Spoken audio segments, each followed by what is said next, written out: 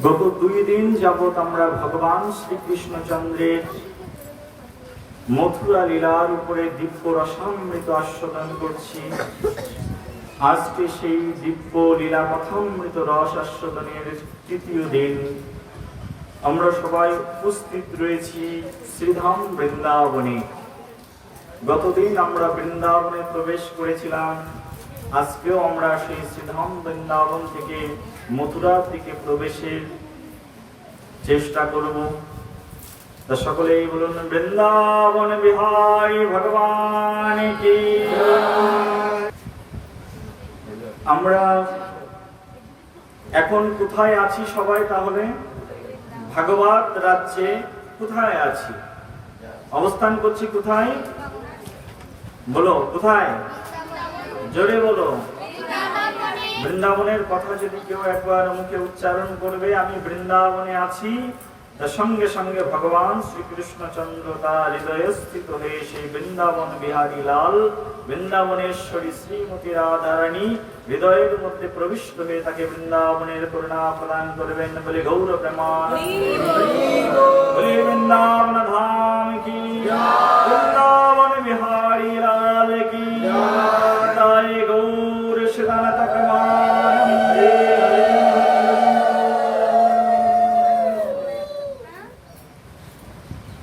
আমরা সকলেই আছি শ্রীধাম বৃন্দাবনে। ভগবান শ্রীকৃষ্ণচন্দ্র তিনিও বৃন্দাবনে আছেন। বৃন্দাবনে ভগবান কৃষ্ণচন্দ্র অবস্থান করে মা যশোমতীর সঙ্গে তিনি নিত্য লীলা করে চলেছেন। মা যশোমতীর সঙ্গে ভগবান কৃষ্ণচন্দ্রের সতত বিহার। যমুনা পুলিনী কদম্ব কাননে শ্যামসুন্দর ভগবানের নিত্য ক্রীড়াকেলি।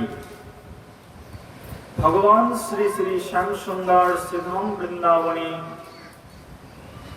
তার জ্যেষ্ঠ বলরামের সঙ্গে ভগবান শ্রী শ্রী শ্যামসুন্দর তার আপন সখাবৃন্দ মধুমঙ্গল শ্রীদাম সুদামের সঙ্গে কৃষ্ণচন্দ্র ভগবান সেই শ্রীধাম বৃন্দাবনে ললিতা বিশাখা আদি সখী বৃন্দের সঙ্গে, শ্রীমতী রাধারানীর সঙ্গে, মঞ্জুরি গণের সঙ্গে, সেই বৃন্দাবনে শ্যামলী ধবলী সঙ্গে, গিরি গোবর্ধন সঙ্গে, মধুবন ভান্ডারী বন আদি দ্বাদশ বন এবং গুল্ম বৃক্ষ লতাপতা সঙ্গে নিত্য বিহার করে চলেছেন শ্রীধাম বৃন্দাবনে।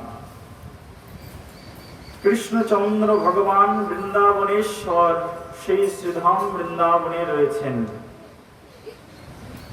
কৃষ্ণ যখন শ্রীধাম বৃন্দাবনে রয়েছেন, কংস কিন্তু মথুরাতে উতলা হয়ে রয়েছেন।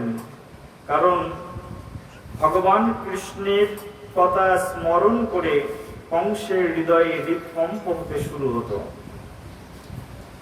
কৃষ্ণ বৃন্দাবনে, কংস মথুরায়, কিন্তু কংসের ভয় দিনের পর দিন দ্বিগুণ হারে শতগুণ হারে বাড়তে শুরু করেছে। চক্রবৃদ্ধি সুদের হার যেমন বাড়তে থাকে, সেইভাবে কংসের হৃদয়ে একের পরে এক ভীতি সঞ্চারিত হতে শুরু করেছে ভগবান শ্রীকৃষ্ণের সেই বৃন্দাবনের দিব্য লীলা কথা স্মরণ করতে করতে। মাস্টারমশাই দিকে আসুন, এখানে থাকুন আপনি। ভগবান শ্রী শ্রী শ্যাম সুন্দর তিনি শ্রীধাম বৃন্দাবনী, আর বৃন্দাবনেশ্বর ভগবান শ্রী শ্রী শ্যাম সুন্দর তিনি সেই বৃন্দাবনী এমন এমন লীলা সংগঠিত করে চলেছেন, যা বৃন্দাবনের প্রত্যেকটি ভক্তের হৃদয়ে আনন্দ প্রদান করছে, কিন্তু কংসের হৃদয়ে নিরানন্দের কারণ হয়ে যাচ্ছে। আপনারা আমাদের মায়াপুরের নৃসিংহদেব ভগবান দর্শন করেছেন? কে কে দেখেছেন? দেখি হাত তুলে।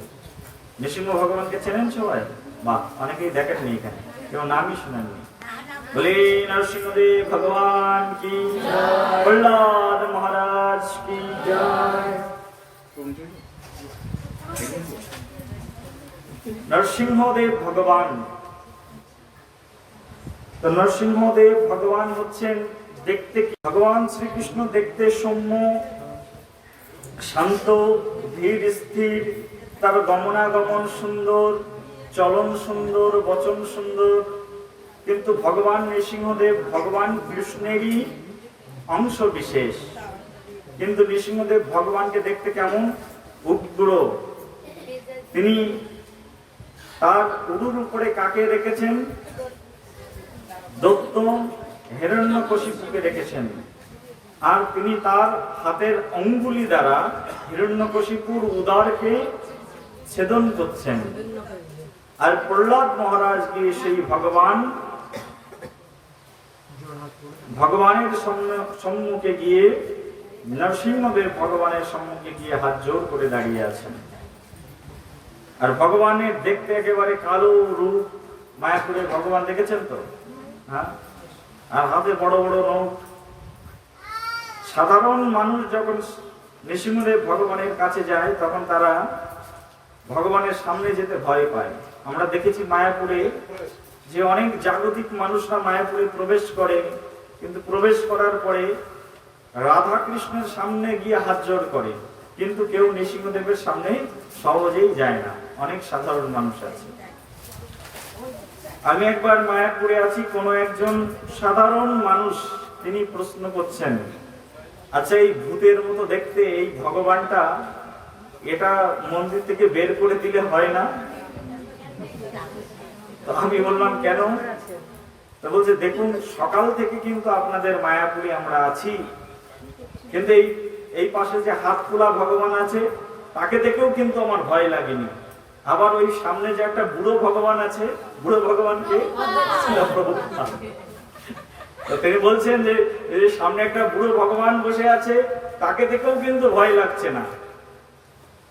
আর রাধা কৃষ্ণকে দেখে তো ভয় লাগছেই না, কিন্তু এই যে ভগবানটা আছে তাকে দেখে খুব ভয় লাগছে। বলি গৌর সাধারণ জাগতিক মানুষ যারা আছে তাদের ভগবান নৃসিংহদেবকে দেখলে কেমন লাগে? ভয় লাগে। কিন্তু ভক্তরা ভগবানের সামনে গিয়ে যখন দাঁড়ায় তাদের কি ভয় লাগে? তাদের কিন্তু ভগবানের যে কোনো রূপ দর্শন করলে ভয় লাগে না। লাগে কি? হ্যাঁ, মনে করুন একটা সিংহ রয়েছে আর সিংহের একটা বাচ্চা রয়েছে। এখন যদি কোনো মানুষকে বলা হয়, ভাই তুমি ওই সিংহের সামনে গিয়ে একটু হাত জোড় করে সিংহের কাছে প্রার্থনা নিবেদন করো, সে যেন আমাদের গ্রাম ছেড়ে অন্য গ্রামে চলে যায়, কোন মানুষ সাহস করে যাবে সিংহের কাছে? যে বলবে ভাই সিংহ তুমি আমাদের গ্রাম ছেড়ে অন্য গ্রামে চলে যাও, তোমাকে দেখে আমাদের ভয় লাগছে, কেউ যাবে কি সিংহের কাছে? কিন্তু সিংহের বাচ্চাকে যদি বলা হয় তুমি এখন যাও সিংহের কাছে গিয়ে বলো যে মা এখান থেকে চলে যাও, সিংহ যাবে কি যাবে না? সিংহের বাচ্চা কিন্তু সিংহের মাথার উপরে গিয়ে উঠবে, মায়ের কোলের মধ্যে গিয়ে বসবে, তাতে কিন্তু সিংহের বাচ্চা কখনো ভয় পাবে না। পাবে কি? তদনুরূপ ভাবে ভগবান শ্রীহরির যে কোনো মূর্তি, যে কোনো রূপ দর্শন করলে ভক্তরা কখনো কি পায় না? ভয় পায় না। কিন্তু অভক্ত যিনি, তিনি ভগবানের যে কোনো রূপ দর্শন করলেই ভয়ে ভীত সন্ত্রাস্ত হয়ে যায়। বলি গৌর প্রেমানন্দে। সেজন্য ভগবানের ভক্ত যিনি, ভগবানের ভক্ত ভগবান নৃসিংহদেবের রূপ দেখে কখনো ভয় পান না।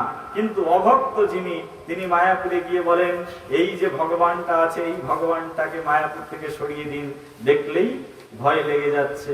তদনুরূপ ভাবে ভগবান শ্রীকৃষ্ণচন্দ্র শ্যাম সুন্দর মুরলীধর ভগবান, তিনি সীতাম বৃন্দাবনে অবস্থান করছেন। কিন্তু ভগবানকে দর্শন করে, ভগবানকে স্মরণ করে, ভগবানের কাছে গিয়ে সব ব্রজবাসীগণের হৃদয়ে আনন্দ সঞ্চারিত হচ্ছে। কিন্তু ব্যতিক্রমী হচ্ছে কংস। কংস মহারাজ তিনি বৃন্দাবনে নেই, বৃন্দাবন থেকে অনেক দূরে রয়েছেন। কোথায় আছেন না, তিনি আছেন মথুরায়। কিন্তু তো ভগবান শ্রীকৃষ্ণচন্দ্র সেই শ্রীধাম বৃন্দাবনে অবস্থান করছেন, আর ওদিকে কংসের হৃদয়ে দিনের পর দিন ভীতি সঞ্চারিত হচ্ছে। আর কংস মহারাজ কৃষ্ণকে কিন্তু এখনো দর্শন করেননি। কাকে দর্শন করেননি? কৃষ্ণকে। কৃষ্ণ জন্মগ্রহণ করেছে কংসের রাজত্বে। কোথায় জন্মগ্রহণ করেছেন? কংসের রাজত্বে, কংসের রাজধানীতে, কংসের কারাগারের মধ্যেই ভগবান কৃষ্ণ জন্মগ্রহণ করেছেন। কিন্তু কংস এখনো পর্যন্ত কৃষ্ণের মুখটা কিন্তু চোখে দেখেননি। শুধু কৃষ্ণের নামেই কংসের মধ্যে আতঙ্ক। যেমন করোনা ভাইরাসকে কিন্তু আমরা এখনো কেউ চোখে দেখিনি কংসের মতো, কিন্তু শুধু নামেই কি আতঙ্ক আমাদের মধ্যে বিদ্যমান রয়েছে। সত্যি কি? সত্যি কথা বললে বলো হরে কৃষ্ণ। কংস মহারাজের কারাগারের মধ্যেই কৃষ্ণ জন্মগ্রহণ করেছেন। কিন্তু যখনই কৃষ্ণ জন্মগ্রহণ করেছেন, কংসকে ছল করে কৃষ্ণ সেই মথুরা থেকে বেরিয়ে কোথায় চলে এসেছেন? বৃন্দাবনে চলে এসেছেন। সেখান থেকে কংস এখনো পর্যন্ত কৃষ্ণের মুখ চোখে দেখেননি, কিন্তু শুধু কৃষ্ণের কথা শুনেই কংস ভয় পান। কংস প্রথমে পাঠালেন কৃষ্ণকে মারবার জন্য পুতনা, রাক্ষসীকে, অগাসুরকে, বগাসুরকে, কত অসুরদেরকে পাঠালেন। এক এক করে সকটা অসুর সহ সব অসুররা কি হয়ে গেল? বধ হয়ে গেল। ছোট্ট একটা বাচ্চা কৃষ্ণ, তার সঙ্গে ছোট্ট একটা লিটিল বয় বলরাম, তারা যে এত অসুরদের প্রাণ নিধান করেছেন, তাদেরকে যে ধ্বংস করে দিয়েছেন, এই দেখে কংসে একের পর এক ভয়ের কারণ হয়ে গেছে। কৃষ্ণের কথা শুনলেই কংস ভয় পেত, আর এমন ভয় পেত কংস সদা সর্বক্ষণ কৃষ্ণের কথা শ্রবণ করেই তিনি শঙ্কিত হয়ে উঠতেন।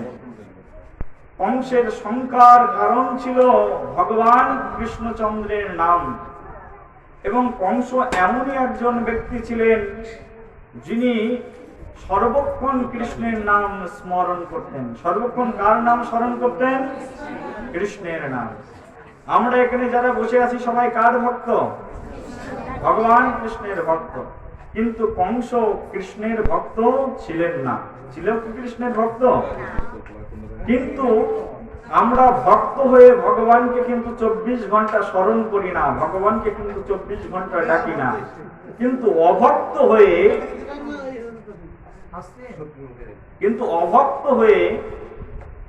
কংস মহারাজ ভগবান কৃষ্ণকে কতবার ডাকতেন? 24 ঘন্টায় অভক্ত হয়ে কংস মহারাজ কৃষ্ণের কথা স্মরণ করতেন। কংস সদা সর্বক্ষণ তিনি তার রাজমহলে থাকতে তিনি ভাবতেন কখন কৃষ্ণ আমার কাছে আসবে, আর কখন কৃষ্ণ এসে আমার প্রাণ বায়ুটাকে শোষণ করে নেবে, কৃষ্ণ কখন এসে আমাকে একেবারে ধ্বংস করে দেবে, আমার রাজমহলের সব চিহ্ন নিচ্ছিন্ন করে দেবে। এই সব কথা সদা সর্বক্ষণ কংস মহারাজ চিন্তা করতেন। এইভাবে কংস মহারাজ চিন্তান্বিত হয়েছিলেন। আর চিন্তায় চিন্তায় একবার কংস মহারাজ শেষবারের মতো ভগবান শ্রীকৃষ্ণকে বৃন্দাবন থেকে মারবার জন্য তিনি কেশী এবং বোমাসুর নামক দুইজন দৈত্যকে প্রেরণ করেছিলেন। কাদেরকে প্রেরণ করেছিলেন? এক দানবের নাম হচ্ছে কেশী দানব, আর একজনের নাম হচ্ছে বোমাসুর। কেশী দানবকে ভগবান শ্রীকৃষ্ণচন্দ্র সেখানেই কেশী দানবের প্রাণকে সংহার করলেন এবং বোমাসুরের প্রাণকে সংহার করে দিলেন। ভগবানের নাম তখন কেশব হয়ে গেল।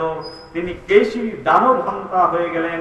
বোমাসুর দানবকে তিনি হত্যা করলেন। হত্যা করার পরে ভগবান শ্রীকৃষ্ণচন্দ্র তখন বৃন্দাবনে রয়েছেন। কংস যখন দেখলেন একের পর এক কংসের সকল অসুররা, কংসের প্রেরিত দূতরা সবাই হত্যা হয়ে যাচ্ছে, তখন কংস তিনি বিষাদগ্রস্ত হয়ে পড়লেন, চিন্তান্বিত হয়ে পড়লেন। আর চিন্তান্বিত হয়ে কংস মহারাজ তখন তিনি তার মন্ত্রীদের সঙ্গে পরামর্শ করলেন। মন্ত্রীদেরকে পরামর্শ করে বললেন, হে মন্ত্রীগণ, এই যে বৃন্দাবনে নন্দের পুত্র কৃষ্ণ আর বলরাম রয়েছে, তাদের জন্য আমরা মথুরাতে নিশ্চিন্তে থাকতে পারছি না। কারণ আমার মনে হচ্ছে বারবার সেই কৃষ্ণ যেন যে কোনো সময় আমার কাছে চলে আসতে পারে। কৃষ্ণ যে কোনো সময় এসে হয়তোবা আমার প্রাণ বায়ু শুষে নিতে পারে। তখন সব মন্ত্রীরা মিলে কংসকে পরামর্শ প্রদান করলেন, হে মহারাজ কংস, আপনি সেই কৃষ্ণ বলরামকে আপনার রাজ্যে নিমন্ত্রণ জানান এবং তাকে যেহেতু তার এলাকায় গিয়ে কেউ মারতে পারছে না, অর্থাৎ তাকে আপনার এলাকাতে নিয়ে এসে আপনি মারার চক্রান্ত করুন। একজন মন্ত্রী তখন কংসকে বললেন, হে কংস মহারাজ শুনুন, নিজের রাজত্বে নিজে সবসময় বেশি ক্ষমতাশীল হয়ে থাকেন। আপনার রাজত্বে, আপনার রাজমহলে আপনার যতটা ক্ষমতা রয়েছে ততটা ক্ষমতা কিন্তু অন্য রাজ্যে গিয়ে আপনি দেখাতে পারবেন না। কারণ আপনার রাজ্যের মধ্যে প্রত্যেকটা ইট, প্রত্যেকটা রাজমহলের ফটক, প্রত্যেকটি রাস্তা, প্রত্যেকটি পথ, উপপথ সবকিছু আপনার জানা। সেই জন্য আপনি যদি একবার আপনার রাজমহলের কোনো এলাকায় লুকিয়ে পড়েন, আপনাকে কেউ সহজে ধরতে পারবে না। কিন্তু অন্যের রাজ্যে গিয়ে যখন আপনি আপনার বীর পরাক্রম দেখাতে যাবেন, তখন কিন্তু আপনি সঠিকভাবে বীর পরাক্রম দেখাতে পারবেন না, কারণ অন্যের রাজ্যটা কিন্তু আপনার জন্য অচেনা, অজানা। কংস মহারাজের মন্ত্রীর এই উপদেশ শ্রবণ করে খুব ভালো লাগলো। কিছু দাও। কংস মহারাজের তখন খুব ভালো লাগলো মন্ত্রীর উপদেশ শুনে। তখন কংস মহারাজ ভাবলেন, ঠিক আছে, কৃষ্ণ বলরামকে বৃন্দাবনে বসেই যখন মারতে পারছি না, তখন আমি মথুরাতে নিয়ে এসে কৃষ্ণ বলরামের প্রাণ বায়ু শুষে নেব বলে গৌর প্রেমানন্দে হরি হরি। অসুরদের পরিকল্পনা সবসময় কেমন থাকে, কি করে ভগবানকে বিদ্বেষ করা যায়, কি করে ভগবানের ধ্বংস করা যায়। আর ভগবান সদা সর্বক্ষণ চিন্তা করেন অসুরদেরকে কিভাবে আমি উদ্ধার করব। ভগবানের ভক্তের চিন্তা এক, আর ভগবানের ভক্তের চিন্তা এক, আর অসুরের চিন্তা হচ্ছে আর এক। বুঝতে পারছেন আমার কথা? যিনি ভগবানের ভক্ত তিনি চিন্তা করেন একজন অসুরকে কি করে উদ্ধার করব, আর যিনি অসুর তিনি চিন্তা করেন ভগবানের ভক্তকে আমি কিভাবে ধ্বংস করব। দেখবেন আপনার গ্রামের মধ্যে বা আপনার এলাকায়, আপনার পাশের বাড়িতে, আপনার সংসারের মধ্যে অনেক অসুর বাস করে। সেই সব অসুররা চাইবে আপনি যাতে কৃষ্ণ ভজন না করুন, সেই সব অসুররা চাইবে যাতে আপনি সুন্দরভাবে নিজেকে প্রতিষ্ঠিত না করতে পারেন।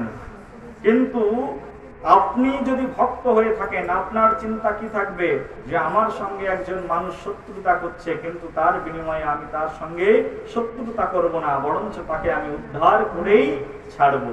এটা হচ্ছে একজন ভক্তের কি হয়, মনোভাব এইরকম তৈরি হয়। ভক্তের মনোভাব সদা সর্বক্ষণ এইরকম হয়।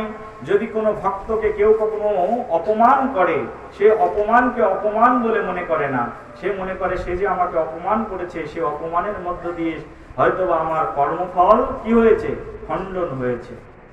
আপনি যদি কোনো ভক্তকে এখন আঘাত করেন, তাকে যদি অপমান করে কথা বলেন, অথবা আপনি যদি তাকে প্রহর করেন, তাকে যদি আপনি বেত্রাঘাত করেন, বিনিময়ে সেই ভক্ত কিন্তু আপনার প্রতি প্রধান্বিত হবে না, বরঞ্চ সেই ভক্ত মনে করবেন যে আমার মনে হয় পূর্ব জন্মের কোনো খারাপ কর্ম ছিল, সেই কারণে সাধারণ ব্যক্তি আমাকে এসে পিটিয়ে গেল।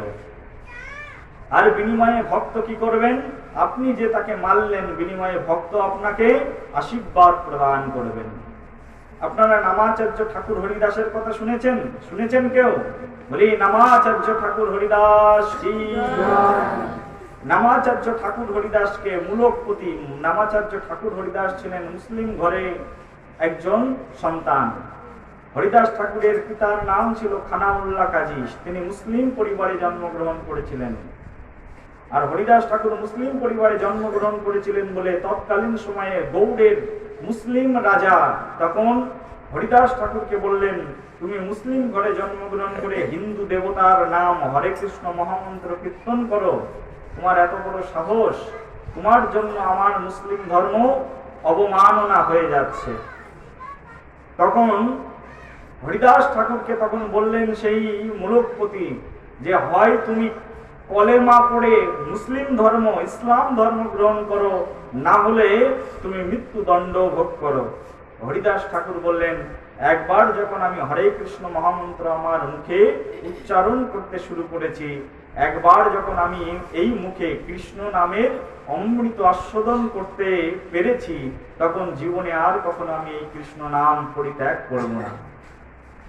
মূলকপতি মুসলিম শাসক তখন বললেন যে হরিদাসকে নিয়ে এখন 22 বাজারে বেত্রাঘাত করো। আর হরিদাসকে নিয়ে তখন সেই পাঠান পিয়াদারা তখন হাতে বেত নিয়ে 22টা বাজারে তাকে পিটাতে থাকলো। কিন্তু এত মারছে, কিন্তু একটা বেতের আঘাত হরিদাস ঠাকুরের গায়ের উপরে কি হচ্ছে না, লাগছে না। কারণ হরিদাস ঠাকুর কার চরণে আত্মসমর্পণ করেছেন? ভগবান শ্রীকৃষ্ণচন্দ্রের চরণে আত্মসমর্পণ করেছেন।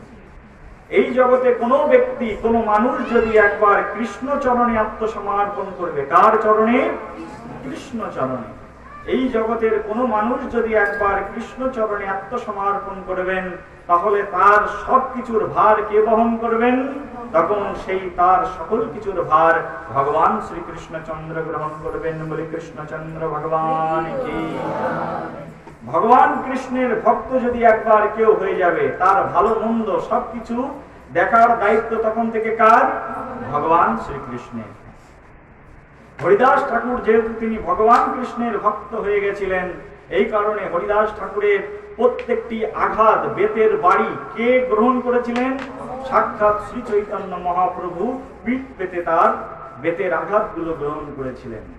হরিদাস ঠাকুরকে মহাপ্রভু একবার দেখিয়েছিলেন, দেখো হরিদাস, তোমার গায়ে যখন 22 বাজারে অসংখ্য বেত্রাঘাত করেছিল, যেহেতু তুমি নামের আশ্রয়ে ছিলে, তুমি যেহেতু হরে কৃষ্ণ মহামন্ত্র জপ করতে, আর হরি নামের আশ্রয়ে যারা থাকে তারা আমার আশ্রয়ে থাকে, আর যারা আমার আশ্রয়ে থাকে তাদেরকে আমি কখনো অনিষ্ট হতে দেই না। তাদের দেহের আঘাত আমি নিজে গ্রহণ করি, কিন্তু তাদেরকে কখনো আমি দুঃখে থাকতে দেই না। আহারে কত করুণাময় আমাদের এই পরম পুরুষোত্তম ভগবান। চিন্তা করুন, ভগবান শ্রীকৃষ্ণচন্দ্রের আশ্রয়ে কেউ যদি একবার আসবেন, ভগবান তার সবকিছু ভালো মন্দের দায়িত্ব সবকিছুই গ্রহণ করে নেবেন। পরম পুরুষোত্তম ভগবান শ্রীকৃষ্ণচন্দ্র তিনি হচ্ছেন এত করুণাময়। শ্রী শ্রী রাধা মাধব গৌর নিতাই ভগবান তিনি এত করুণাময়। হরিদাস ঠাকুরকে বেত্রাঘাত করছেন সবাই মিলে, কিন্তু হরিদাস ঠাকুর বিনিময়ে বলছেন যে ভাই, আমাকে যে এত মারছো, কিন্তু আমি তো মরছি না। সবাই যখন হরিদাস ঠাকুরকে পিটাচ্ছেন, একজন বলছেন, হরিদাস, তোমাকে যে 22 বাজারে বেত্রাঘাত করলাম, তাতেও তো তুমি মরলে না। তা তুমি যদি এইভাবে জীবিত থাকো, আর তখন আমাদের মুসলিম রাজা আমাদের প্রাণ নিয়ে নেবে। এতজন মিলে তোমাকে মেরে তোমাকে মারতে পারছি না, বাঁশের বাড়ি মারছি, বেতের বাড়ি মারছি, এত করে কিল চড় ঘুষি মারছি, তাও কেন তুমি মরছো না? তোমার প্রাণ কি কই মাছের প্রাণ? তখন হরিদাস ঠাকুর বলছে, আমি তো নামের আশ্রয়ে, আমাকে এই জগতে কেউ মারতে পারে না। যিনি ভগবানের চরণে আশ্রয় করেন তাকে কেউ মারতে পারে না। এই জগতে সেই জন্য আমাদের ভগবানের আশ্রয়ে থাকতে হয়। যত বড়ই ভাইরাস আসুক, যত বড়ই দুর্যোগ আসুক, ভগবান যদি চায় তিনি আমাকে বাঁচিয়ে রাখতে পারেন, ভগবান যদি চায় তিনি আমাকে মেরেও দিতে পারেন। পারেন কি পারেন না? হ্যাঁ, মারবি রাখবি জয় ইচ্ছা তোহারা। হে ভগবান, তুমি ইচ্ছা করলে আমাকে মারতেও পারো, তুমি ইচ্ছা করলে আমাকে বাঁচিয়েও রাখতে পারো। সেই জন্য ভগবানের ভক্ত যিনি, তিনি কোনো কিছুতে কি পান না, কোনো কিছুতেই তিনি ভয় পান না। কিন্তু আমরা দেখছি এখানে ভাগবত আলোচনা হচ্ছে, ভক্ত সঙ্গের আলোচনা হচ্ছে, কোন কোন ভক্তরা তারা ভয়ে আমাদের এখানে এসে উপস্থিত হচ্ছে না। ওখানে গেলে যদি করোনা ভাইরাস হয়ে যায় ইত্যাদি ইত্যাদি কথা তারা নিজেরা নিজেদের মধ্যে আলোচনা করছেন। আমাদের বিশ্বাস নেই সম্পূর্ণরূপে ভগবান শ্রীকৃষ্ণচন্দ্রের চরণের উপরে। অবশ্যই রক্ষিবে কৃষ্ণ বিশ্বাস পালন, কৃষ্ণ আমাদেরকে অবশ্যই রক্ষা করবেন। এই বিশ্বাস যদি আমাদের হৃদয়ের মধ্যে থাকেন, অবশ্যই আমরা রক্ষা পাবই পাব। পাণ্ডবরা সবকিছু ছেড়ে দিয়ে জঙ্গলে পরিভ্রমণ করতেন না? কিন্তু পাণ্ডবরা যে এক কথায় জঙ্গলে চলে গেছিলেন, পাণ্ডবরা জানতেন যে আমরা জঙ্গলে যাই, বনের মধ্যে যাই, জলের মধ্যে যাই, গগনে যাই, স্বর্গে যাই, আর যেখানেই যাই, কৃষ্ণ যদি আমাদের সঙ্গে থাকেন, আমরা কোনো কিছুর মধ্যেই দুঃখ পাবো না, আমরা সদা সর্বক্ষণ সুখী অনুভব করব। কে ভেবেছিলেন? পাণ্ডবগণ। পঞ্চ পাণ্ডব তারা জঙ্গলে বাস করতে রাজি হয়েছিলেন, তার কারণ তারা জানতেন আমরা জঙ্গলে গেলেও কৃষ্ণ আমাদের সঙ্গে থাকে। পঞ্চ পাণ্ডবগণ জানতেন আমরা যেখানেই যাই না কেন, যে দুঃখের মধ্যেই থাকি না কেন, ভগবান শ্রীকৃষ্ণ আমাদেরকে অবশ্যই রক্ষা করবেন। পাণ্ডবদের জীবনে যত বড় বড় দুঃখ এসেছে, সব দুঃখের মধ্যে তাকে কে বাঁচিয়েছেন? পাণ্ডবদেরকে সাক্ষাৎ ভগবান কৃষ্ণ তাদেরকে বাঁচিয়েছেন। লাখা গৃহে আগুন জ্বালানো হয়েছে, পাণ্ডবদেরকে কে বাঁচিয়েছেন? ভগবান কৃষ্ণ বাঁচিয়েছেন। দ্রৌপদীর বস্ত্র হরণ হয়ে যাচ্ছে, দ্রৌপদী একেবারে বিবস্ত্র হয়ে যাবে, কে বস্ত্র প্রদান করেছিলেন দ্রৌপদীকে? ভগবান কৃষ্ণ তাকে বস্ত্র প্রদান করেছিলেন। ভীমকে বিষ খাইয়ে মারা হলো, ভীম বিষ খেয়ে মরে যাবেন, কিন্তু সেই মৃত্যুর মুখ থেকে কে বাঁচিয়ে এনেছেন ভীমকে? ভগবান শ্রীকৃষ্ণচন্দ্র তাকে বাঁচিয়ে নিয়ে এসেছেন। প্রত্যেকটা বিপর্যয়ের মুহূর্তে পাণ্ডবদেরকে রক্ষা করেছিলেন কে? পরম পুরুষোত্তম ভগবান কৃষ্ণচন্দ্র। সেই জন্য আমরা এই জগতে কোনো ব্যক্তি, কোনো মানুষ যদি সেই পরম প্রভু কৃষ্ণচন্দ্রের চরণে আশ্রয় গ্রহণ করি, তাহলে আমাদের এই জগতে মৃত্যুর কোনো সম্ভাবনা নেই। কৃষ্ণ অবশ্যই আমাদেরকে বাঁচাবেন। আছে এই বিশ্বাস? যাদের আছে বলুন হরে কৃষ্ণ, যাদের নেই তারাও বলুন হরে কৃষ্ণ। হরে কৃষ্ণ বলতে বলতে একদিন না একদিন বিশ্বাস মনের মধ্যে তৈরি হবেই হবে। সেই জন্য অবশ্যই রক্ষিবে কৃষ্ণ বিশ্বাস পালন। এই জগতে যারা ভক্ত রয়েছেন, ভক্ত সদা সর্বক্ষণ কি কামনা করেন? তাহলে ভক্ত কামনা করেন যে যদি কেউ আমার অকল্যাণ চায়, কিন্তু তার বিনিময়ে তার যেন কল্যাণ হয়। মহন্তের একটি স্বভাব আছে, শাস্ত্র বলছে মহন্ত যিনি, ভক্ত যিনি, তার স্বভাব কি? শাস্ত্র বলছেন মহন্তের স্বভাব হয় তারিতে পামর, নিজ কার্য সিদ্ধ নন জান পর ঘর। যিনি মহন্ত হন তার স্বভাব কি? তো তার স্বভাব হচ্ছে পামর, অর্থাৎ যারা পতিত তাদেরকে উদ্ধার করা। এটা কাদের কাজ? মহন্তের কাজ, অর্থাৎ ভক্তের কাজ। ভক্তর সদা সর্বক্ষণ মনে করেন যে কেউ যেন এই পৃথিবীতে অভক্ত না থাকে, সবাই যেন ভগবানের ভক্তে পরিণত হয়ে যায়, কেউ যেন নরকে না যায়। এই যে আমাদের এই গ্রামে কোন ভক্তরা রয়েছেন, তো তারা নিজের পকেটের টাকা খরচ করে মায়াপুর থেকে ভক্তদেরকে নিয়ে আসে এখানে প্রোগ্রাম করতে, কলকাতা থেকে ভক্তদেরকে নিয়ে আসছে এখানে প্রোগ্রাম করতে, নিজের পকেটের টাকা খরচ করে। এরকম নয় যে ইসকন তাদেরকে টাকা প্রদান করছে। যেহেতু তারা ভক্ত হয়েছে, মনটা যেহেতু পরিবর্তন হয়ে গেছে, আগে হয়তো বা অসুর ছিল, কিন্তু ইসকন থেকে দীক্ষা নেওয়ার পরে সবাই কি হয়ে গেছে? ভগবানের ভক্ত হয়ে গেছে। আর ভক্ত হয়ে যাওয়ার পরে কি হয়েছে? তাদের মনোভাব এইরকম পরিবর্তন হয়েছে, নিজের পকেট থেকে হাজার হাজার টাকা খরচ করছে ভগবানের বাণী প্রচার করবার জন্য। এই যে এই বাড়িতে প্রোগ্রামের আয়োজন করে দিয়েছে, মাইক, লাইট, ফ্যান সবকিছু দিয়ে, সার্বিকভাবে শ্রম দিয়ে, পরিশ্রম দিয়ে, অর্থ দিয়ে, বৃত্ত দিয়ে, মন দিয়ে, সবকিছু দিয়ে সাহায্য করছে। কিসের জন্য? না কৃষ্ণ ভক্তের জন্য একজন সাধারণ মানুষ কি হয়? পরিণত হয়ে যায়। সেই জন্য ভগবানের ভক্ত যারা হয় তাদের মন কেমন হয়? তাদের মন হয় একেবারে উদার। আর উদারোচিত মন নিয়ে তিনি চিন্তা করেন, তিনি চেষ্টা করেন যেন অন্য মানুষের কল্যাণ হয়। সেই জন্য ভগবানের ভক্ত আর অভক্তের মধ্যে এটাই হচ্ছে পার্থক্য। আপনারা মনে করতে পারেন যে আমরা এই গ্রামের মধ্যে আছি, একসঙ্গে মানুষ হয়েছি, কিন্তু এইগুলো তোমাদের কাছ থেকে দীক্ষা নিলেও কি হবে? এর ছোটবেলা থেকেই তো দেখছি, একসঙ্গে চলেছি, একসঙ্গে পড়াশোনা করেছি, একসঙ্গে খেলাধুলো করেছি। না, সেদিনের তোমার যে বন্ধু, তিনি আজ তোমার সেই বন্ধু নেই, তিনি আজ ভগবান কৃষ্ণচন্দ্রের বান্ধবে পরিণত হয়ে গেছেন বলে গৌর প্রেমানন্দ।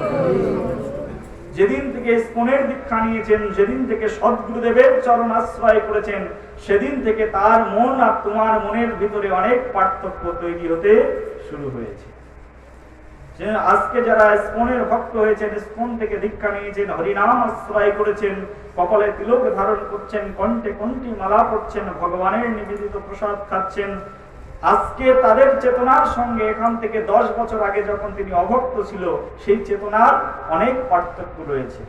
কারণ গুরুদেবের কৃপা এইরকম, যদি কারোর ভিতরে সদ্গুরুদেবের কৃপারূপ বীজ একেবারে তার ভিতরে প্রদান করা হয়, গুরুদেবের কৃপারূপ বীজ কারোর ভিতরে প্রবিষ্ট হতে না হতেই তার ভিতরে এমন একটি শক লাগে, যে শকের কারণে তার হৃদয়ের ভিতরের সকল অজ্ঞানতার অন্ধকার দূর হয়ে যায়, তার হৃদয়ে যত কামনা বাসনা আছে সব কামনা বাসনা দগ্ধ হয়ে যায়, এবং সে উন্নত চেতনায় অধিষ্ঠিত হয়ে ভগবান কৃষ্ণচন্দ্রের পরম ভক্তের রূপান্তরিত হয়ে যায়।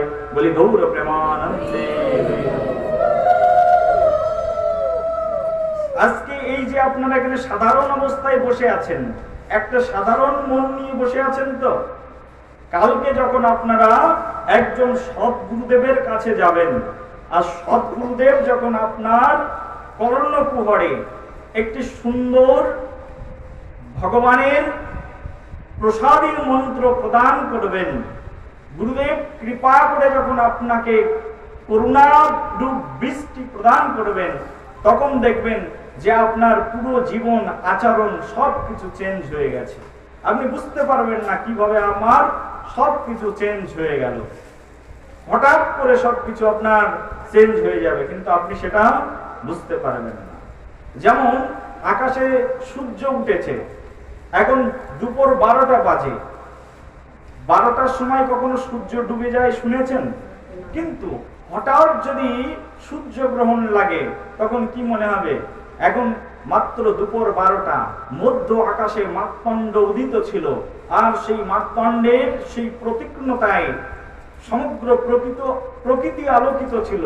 হঠাৎ সূর্য গ্রহণ লাগলো, আর সঙ্গে সঙ্গে রাহু যখন সূর্যকে গ্রাস করে নিল, সমগ্র প্রকৃতি কি হয়ে যাবে?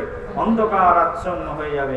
গ্রহণ কেটে যাওয়ার পরে আবার দেখা যাবে অন্ধকারের মধ্যেই আবার আলো পৃথিবীতে প্রকাশিত হয়ে গেছে। তদনুরূপ ভাবে আমাদের হৃদয়ে কোটি জন্মের অন্ধকার রাহু গ্রাস করে রেখেছে।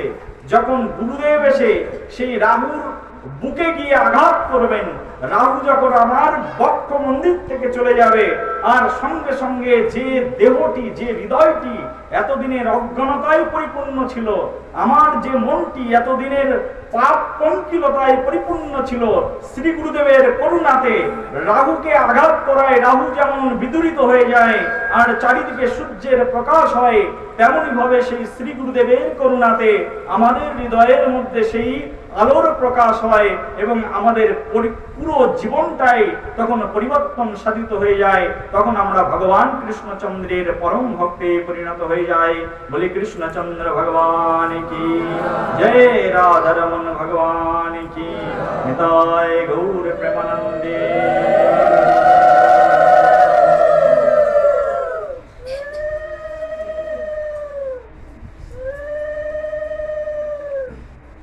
সেজন্য ভগবান শ্রীহরি, ভগবান শ্রী শ্রী শ্যাম সুন্দর, তিনি যদি একবার আমাদেরকে অনুগ্রহ করেন, তিনি যদি একবার আমাদেরকে করুণা করেন, এই জগতে আমাদের আর কিসের দরকার?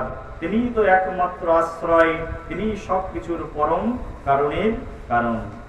সেজন্য শুধু ভক্তগণ, যিনি ভক্ত হন তার হৃদয় থাকে করুণায় পরিপূর্ণ, আর যিনি অভক্ত হন তিনি ভগবানের ভক্তকে দেখলেও যেমন ভয় পায়, ভগবানকে দেখলেও তেমন ভয় পায়। এই জগতে যত অসুররা রয়েছে, আপনার সংসারের মধ্যেও যদি কোনো অসুর থাকে, দেখবেন কোন কৃষ্ণ ভক্ত কোন গ্রামের মধ্যে প্রবেশ করলে আসরিক প্রকৃতির লোক যারা আছে তারা সঙ্গে সঙ্গে ভয় পেয়ে যাবে। যাবে কি যাবে না? হ্যাঁ, ওঝাকে দেখলে যেমন সাপ ভয় পেয়ে যায়, তদনুরূপ ভাবে কৃষ্ণের কোন ভক্ত কপালে তিলক রয়েছে, কণ্ঠে কণ্ঠী মালা রয়েছে, জপের মালা হাতে নিয়ে হরে কৃষ্ণ মহামন্ত্র জপ করতে করতে যাচ্ছে, তাকে দেখলে অসুরের হৃদয়ে ভয়ে ভীত সন্ত্রাস্তিত হয়। হয় কি হয় না? পরীক্ষা করে দেখবেন, হয় কি হয় না। যারা কৃষ্ণ ভক্ত নয়, যারা দেখবেন আউল বাউল কর্তা ভাজা নেড়ানেড়ি সম্প্রদায়ের লোক আছে, যারা ভগবানকে সঠিকভাবে ভজন করে না, যারা ভণ্ডামি করে জীবন যাপন করে, কোন গ্রামের মধ্যে যদি কোনো ভণ্ড কৃষ্ণ ভক্ত থাকে, ভণ্ড গুরু থাকে, কোন ইস্কনের ভক্ত এই গ্রামের মধ্যে প্রবেশ করবে, আর সঙ্গে সঙ্গে দেখবেন তার হৃদকম্পন বেড়ে যাবে, একেবারে টেম্পারেচার বেড়ে যাবে। আপনি প্রেসার মাপার যন্ত্র নিয়ে এসে তখন ওকে পরীক্ষা করবেন, দেখবেন প্রেসার বেড়ে গেছে, সবকিছুই বেড়ে গেছে। ইস্কন ভক্ত যদি প্রবেশ করবে, আমি নিজে প্র্যাকটিক্যাল দেখেছি। আমরা বিভিন্ন জায়গায় হরিনাম প্রচার করবার জন্য মহান ভক্তদের সঙ্গে যাই, তখন আমরা দেখতে পাই সেই সব স্থানগুলোতে কোন ইস্কনের ভক্ত প্রবেশ করেছে, সেই গ্রামে হয়তো বা 10 জন ভক্ত আছে, কিন্তু সেই 10 জন ভক্তের হৃদয়ের মধ্যে এরকম কাঁপতে শুরু হয়, এই ইস্কনের ভক্ত এসেছে, একেবারে আমাদের সব কিছু ধ্বংস করে দেবে, আমাদের যা যা ছিল আমাদের একদম সব ওপেন হয়ে যাবে, আমরা আর এখানে টিকতে পারবো না। কারণ কি? কারণ ভগবানের একজন শুদ্ধ ভক্ত যদি কোথাও প্রবেশ করবে, তখন কি হবে? অসুরদের হৃদয়ের মধ্যে ভয় ধরে যাবে। যাবে কি যাবে না? বুঝাতে পারছি তো? বলো হরে কৃষ্ণ। ভগবানের একজন প্রিয় ভক্ত, ভগবানের কোন শুদ্ধ ভক্ত যদি কোন ভণ্ডর আসরের মধ্যে প্রবেশ করে, সেই ভণ্ডের হৃদয়ের মধ্যে কাঁপতে শুরু করে। কিন্তু প্রকৃতপক্ষে যিনি ভগবানের ভক্ত, তিনি কি করেন না? কোনো কিছুতেই ভয় পান না। আর ভগবানের ভক্ত এক জায়গায় বসে আছেন, যিনি ভগবানকে প্রেমময়ী সেবা করেন, যিনি ভগবানকে প্রেমময়ী ভজন করেন, তিনি এক জায়গায় বসে আছেন। কোনো মানুষ যদি সেখানে আসবে, তিনি কি ভয় পাবেন? কোনো কিছুতে। বাঘ আসলেও ভয় পাবে না, সিংহ আসলেও ভয় পাবে না, এমনকি যমরাজ যদি সামনে এসে দাঁড়িয়ে থাকে, তাও কৃষ্ণ ভক্ত তাতে ভয় পান না। কারণ কৃষ্ণ ভক্ত জানেন, জন্ম একদিন যখন গ্রহণ করেছি, মৃত্যু একদিন বরণ করতে হবে, কিন্তু আমার মৃত্যুর কারণ যদি যম হয়, তাতেও আমি ভয়ে ভীত সন্তারস্থিত নই। ভগবানের ভক্ত এগুলো জানেন। সত্যি কথা বলছি কি? তাহলে বলুন হরে কৃষ্ণ। জোরছে বলুন, প্রেমছে বলুন। ভগবান শ্রীকৃষ্ণচন্দ্র সেই জন্য তিনি তার দর্শনের মধ্য দিয়ে ভক্তদের হৃদয়ে আনন্দ প্রদান করেন, তার কথা শ্রবণের মাধ্যম দিয়ে ভক্তদেরকে আনন্দ প্রদান করেন, কিন্তু অসুরের হৃদয়ের ভিতরে কম্পন তৈরি করে দেন। যেমন কম্পন তৈরি করে দিয়েছিলেন কংসের হৃদয়ে। কংস তখন ভাবলেন, এখন কৃষ্ণকে বৃন্দাবনের মধ্যে বসে যখন মারতে পারছি না, কৃষ্ণকে আমি আমার গৃহে নিয়ে, আমার ঘরের মধ্যে নিয়ে এসে কাকে মারবো? কৃষ্ণকে মারবো। তখন কৃষ্ণকে আনবার জন্য কাকে পাঠানো যায়? কংস তখন চিন্তা করলেন, আমি যদি আমার কোনো দূত অনুচরদেরকে পাঠাই, নিশ্চয়ই কৃষ্ণকে ব্রজবাসীগণ আসতে দেবেন না। অর্থাৎ কৃষ্ণের প্রিয় কোনো ব্যক্তিকে পাঠাতে হবে, যাকে দর্শন করলে কৃষ্ণ আমার রাজ্যে আসেন। তখন মথুরার রাজা কংস তিনি ভাবলেন, কাকে পাঠাবো কৃষ্ণকে আনবার জন্য? তা কৃষ্ণের একজন পরম ভক্ত ছিলেন সেই মথুরাতে, যার নাম হচ্ছেন অক্রূরজি। সেই অক্রূরকে বললেন, কংস মহারাজ তুমি যাও, কৃষ্ণ বলরামকে আমার রাজ্যে নিমন্ত্রণ পাঠাও, এবং সেই ব্রজবাসী গণদেরকে বলো যে আমি তাদেরকে নিমন্ত্রণ জানিয়েছি, আমার এখানে যুদ্ধের আয়োজন হচ্ছে, তো সেখানে ধনুর ভঙ্গের আয়োজন হবে, আর সেখানে তাদেরকে নিমন্ত্রণ জানাও, তাদেরকে এখানে আসতে বলো। ভগবান শ্রীকৃষ্ণচন্দ্রকে সেই ধনুর ভঙ্গের জন্য আসবার জন্য নিমন্ত্রণ জানালেন। তো কংস বলছেন, শুনেছি সেখানে কৃষ্ণ বলরাম অনেক শক্তিশালী, আমার অনেক অসুরদেরকে মেরেছে, যদি তাদের শক্তি থাকে আসতে বলো, দেখি তারা কেমন ক্ষত্রিয়, কেমন যোদ্ধা। আর যারা ক্ষত্রিয়, যারা যোদ্ধা, তখন তারা কি করেন না? যুদ্ধের আহ্বান কখনো ফেলে দেন না, অস্বীকার করেন না। তখন অক্রূরকে পাঠালেন সেই কংস মহারাজ কৃষ্ণকে আনবার জন্য। আর অক্রূরের সঙ্গে ভগবান শ্রীকৃষ্ণচন্দ্রের পৈতৃক সূত্রে সম্বন্ধ ছিল। অক্রূরজি ছিলেন ভগবান শ্রীকৃষ্ণচন্দ্রের পিতা বসুদেব, এবং সেই বসুদেবের নিজ আত্মীয়, অর্থাৎ অক্রূর সম্পর্কে ছিলেন তাতশ্রী, এটা তাদের ব্লাড রিলেটেড পার্সন ছিলেন অক্রূরজি। তখন কংস ভাবলেন, অক্রূরকে পাঠানোই উত্তম হবে, কারণ অক্রূর যদি যায় তাহলে নিশ্চয়ই কৃষ্ণ বলরাম অক্রূরের সঙ্গে বৃন্দাবনে মথুরাতে প্রবেশ করবেন। তখন অক্রূরকে পাঠানো হলো কোথায়? সেই বৃন্দাবনে। কাকে আনবার জন্য? ভগবান শ্রীকৃষ্ণকে বৃন্দাবন থেকে ফিরিয়ে আনবার জন্য। দেখুন, যে বিষয়টি আমরা আলোচনা করছি এটা অতটা সাধারণ বিষয় নয়, এটা মার্মিক ভক্তগণের বিষয়। এগুলো সেই উন্নত রসাস্বাদনকারী ভক্তদের বিষয়, সাধারণ মানুষের শ্রাব্যতার বিষয় নয়। বৃন্দাবন ছেড়ে কৃষ্ণ যে মথুরাতে আসছেন সাধারণ বার্তা নয়, সাধারণ কথা নয়, সাধারণ আলোচনাও এটি নয়। সেই জন্য হৃদয় থেকে শ্রবণ করুন, কৃষ্ণ প্রেমে আস্বাদন করুন, অবশ্যই আনন্দ পাবেন। বলি কৃষ্ণচন্দ্র ভগবান কি, বলি বৃন্দাবন বিহারী লাল কি, মথুরাধিপতি কৃষ্ণচন্দ্র ভগবান কি, গৌর প্রেমানন্দে।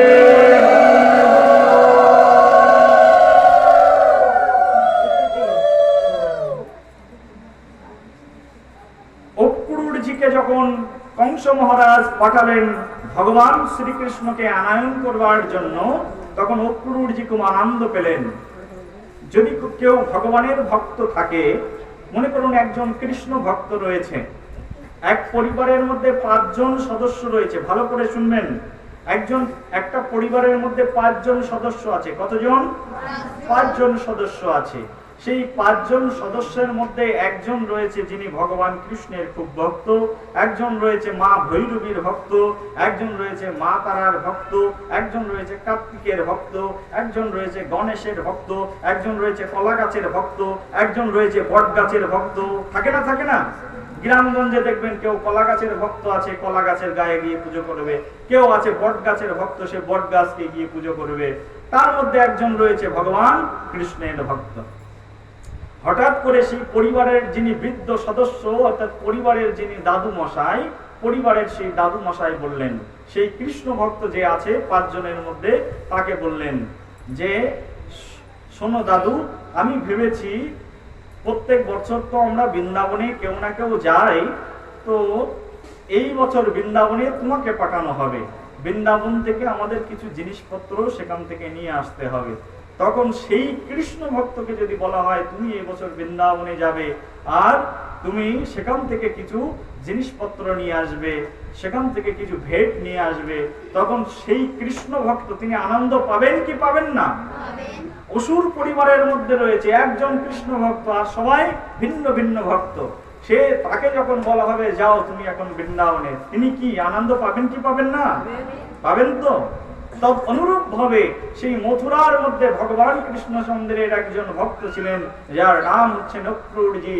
অক্রূরজিকে যখন বলা হলো যাও তুমি কৃষ্ণকে নিয়ে এসো, অক্রূরজি তখন আনন্দ করতে থাকলেন এবং তিনি ভগবানের কাছে প্রার্থনা করতে থাকলেন, হে ভগবান, তুমি আমাকে কতটা করুণা করেছো। আজকে অনন্ত অনন্ত কোটি বিশ্ব ব্রহ্মাণ্ডের নাথ, যাকে পাওয়ার জন্য যোগীগণ যোগ সাধনা করে চলেছেন, যাকে পাওয়ার জন্য ধ্যানীগণ বছরের পর বছর ধ্যান করছেন, সেই প্রভুকে আজকে আমি নিজে আনতে যাব, সেই প্রভুকে আমি বহন করে নিয়ে আসব, সেই প্রভুর সেবার যোগ্যতা আমি লাভ করেছি। কংস মহারাজকে তখন অসংখ্য ধন্যবাদ প্রদান করলেন কে? অক্রূরজি। কংসকে ধন্যবাদ প্রদান করলেন। যদিও কংস অসুর, যদিও কংস অসৎ উদ্দেশ্য নিয়ে অক্রূরকে পাঠাচ্ছেন, কিন্তু অক্রূরের মনে আনন্দের কারণ কি জানেন তো? অক্রূরের মনে আনন্দের কারণ সেই প্রাণনাথ, সেই কেশবকে আমি বৃন্দাবনে গিয়ে দর্শন করতে পারবো। তাকে দর্শন করলে জীবের সকল অজ্ঞানতা দূর হয়ে যায়, তাকে দর্শন করলেই জীবের সকল অপ্রাপ্তির প্রাপ্তি ঘটে যায়, সেই ভগবানকে আমি দর্শন করতে পারবো। এই জন্য পরমানন্দে অক্রূর মহারাজ তিনি রওনা দিলেন সেই বৃন্দাবনে যাওয়ার জন্য। যখন অক্রূরজি তিনি বৃন্দাবনে যাওয়ার জন্য রওনা হয়েছেন, শাস্ত্র বলছেন কিং মায়া চরিতং ভদ্র, কিং তপ্তং পরমং তপ, কিং ব্যথাপহর্তে দত্তং যদ্রাক্ষো মধু কেশবম। তখন সেই অক্রূর মহারাজ তিনি বলছেন যে হে ভগবান, আমি কি এমন পুণ্য কর্ম করেছি যে আমি শ্রী কেশবকে দর্শন করব। আর এই কথা ভাবতে ভাবতে সেই অক্রূরজি তিনি এইভাবে ভাবছেন আর কৃষ্ণকে বন্দনা করছেন। কৃষ্ণের কাছে যাবেন তো, বৃন্দাবনে যাওয়ার আগে আমাদের মনে মনে কি করতে হয়? হ্যাঁ, মনে মনে কৃষ্ণকে বন্দনা করতে হয়, মনে মনে টার্গেট করতে হয়, আমি বৃন্দাবনে গিয়ে এটি করব সেটি করব। আমরা কেউ টার্গেট করি কিনা? হ্যাঁ, এখানে যারা আছি বৃন্দাবনে গেছি, কে কে হাত তুলে দেখি। বৃন্দাবনে কারা কারা গেছি? এই তো সবাই মনে হয় আমার সঙ্গে গেছিল বৃন্দাবনে, নাকি? হরি বল। বৃন্দাবনে যাওয়ার জন্য আমাদেরকে কি করতে হয়? এই অক্রূরজি যেমন প্ল্যান করেছেন এমন প্ল্যান করতে হয়। বৃন্দাবনে যাওয়ার জন্য কি করতে হয়? অক্রূরের প্ল্যানটি কি শুনুন। আমরা বৃন্দাবনে যাওয়ার আগে আমরা এরকম প্ল্যান করি, বৃন্দাবনে যাব। বৃন্দাবনে শুনেছি সেখানে এরকম রেশমি কাপড় রয়েছে, সেগুলোর দাম কম, কিনে নিয়ে আসবো। কেউ কেউ ভাবে বৃন্দাবনে কোন বস্তুটি সবচেয়ে সস্তা, বৃন্দাবনে গিয়ে একটু তিলক মাটি কিনে নিয়ে আসবো। ও বৃন্দাবনের মালাগুলোর যা ডিজাইন না, এখানে তো পাওয়া যায় না। বৃন্দাবন থেকে একটা ডিজাইনের মালা কিনে নিয়ে আসবো, ভাবি কি ভাবি না? কিন্তু অক্রূরের ভাবনা দেখুন। অক্রূর যখন বৃন্দাবনে প্রবেশ করছে, কৃষ্ণ ভক্ত অক্রূরের ভাবনা আর কৃষ্ণ ভক্ত আমার ভাবনার ভিতরে কতটুকু পার্থক্য আছে দেখুন। অক্রূরজি তখন পরের শ্লোকে বলছেন, মমৈ তদো দুর্লভং মন্ন উত্তম শ্লোক দর্শনম বিষয়াত্মনো যথা ব্রহ্ম কীর্তনম শূদ্র জন্মনম। তখন সেই অক্রূরজি বলছেন যে আমি শূদ্রকুল জাত, বৈদিক শূদ্রকুলে জন্মগ্রহণ করে বৈদিক মন্ত্র উচ্চারণ করা যায় কি? যায় না। বৈদিক মন্ত্র কাদের জন্য? যারা ব্রাহ্মণ তাদের জন্য বৈদিক মন্ত্র। বলছেন ভগবানের উত্তম শ্লোক দর্শন করার এই সুযোগ আমার ক্ষেত্রে দুর্লভ বলে মনে হচ্ছে। অক্রূরজি বলছেন যে ব্রাহ্মণ তিনি পারেন উচ্চারণ করতে কোন মন্ত্র? বৈদিক মন্ত্র। কিন্তু হঠাৎ করে কোন ব্রাহ্মণ যদি কোন শূদ্রকে স্বীকৃতি প্রদান করেন এবং সে যদি হঠাৎ করে বৈদিক মন্ত্র উচ্চারণ করতে পারে, তাহলে সেটা তার পক্ষে কি হয়? সেটা তার কপাল বলে বিবেচিত হয়, সেটা দুর্লভ সুযোগ বলে বিবেচিত হয়। তদনুরূপ ভাবে ভগবান শ্রীকৃষ্ণকে ভগবানের উত্তম শ্লোকে যার বন্দনা করা হয়, কোন শ্লোকে?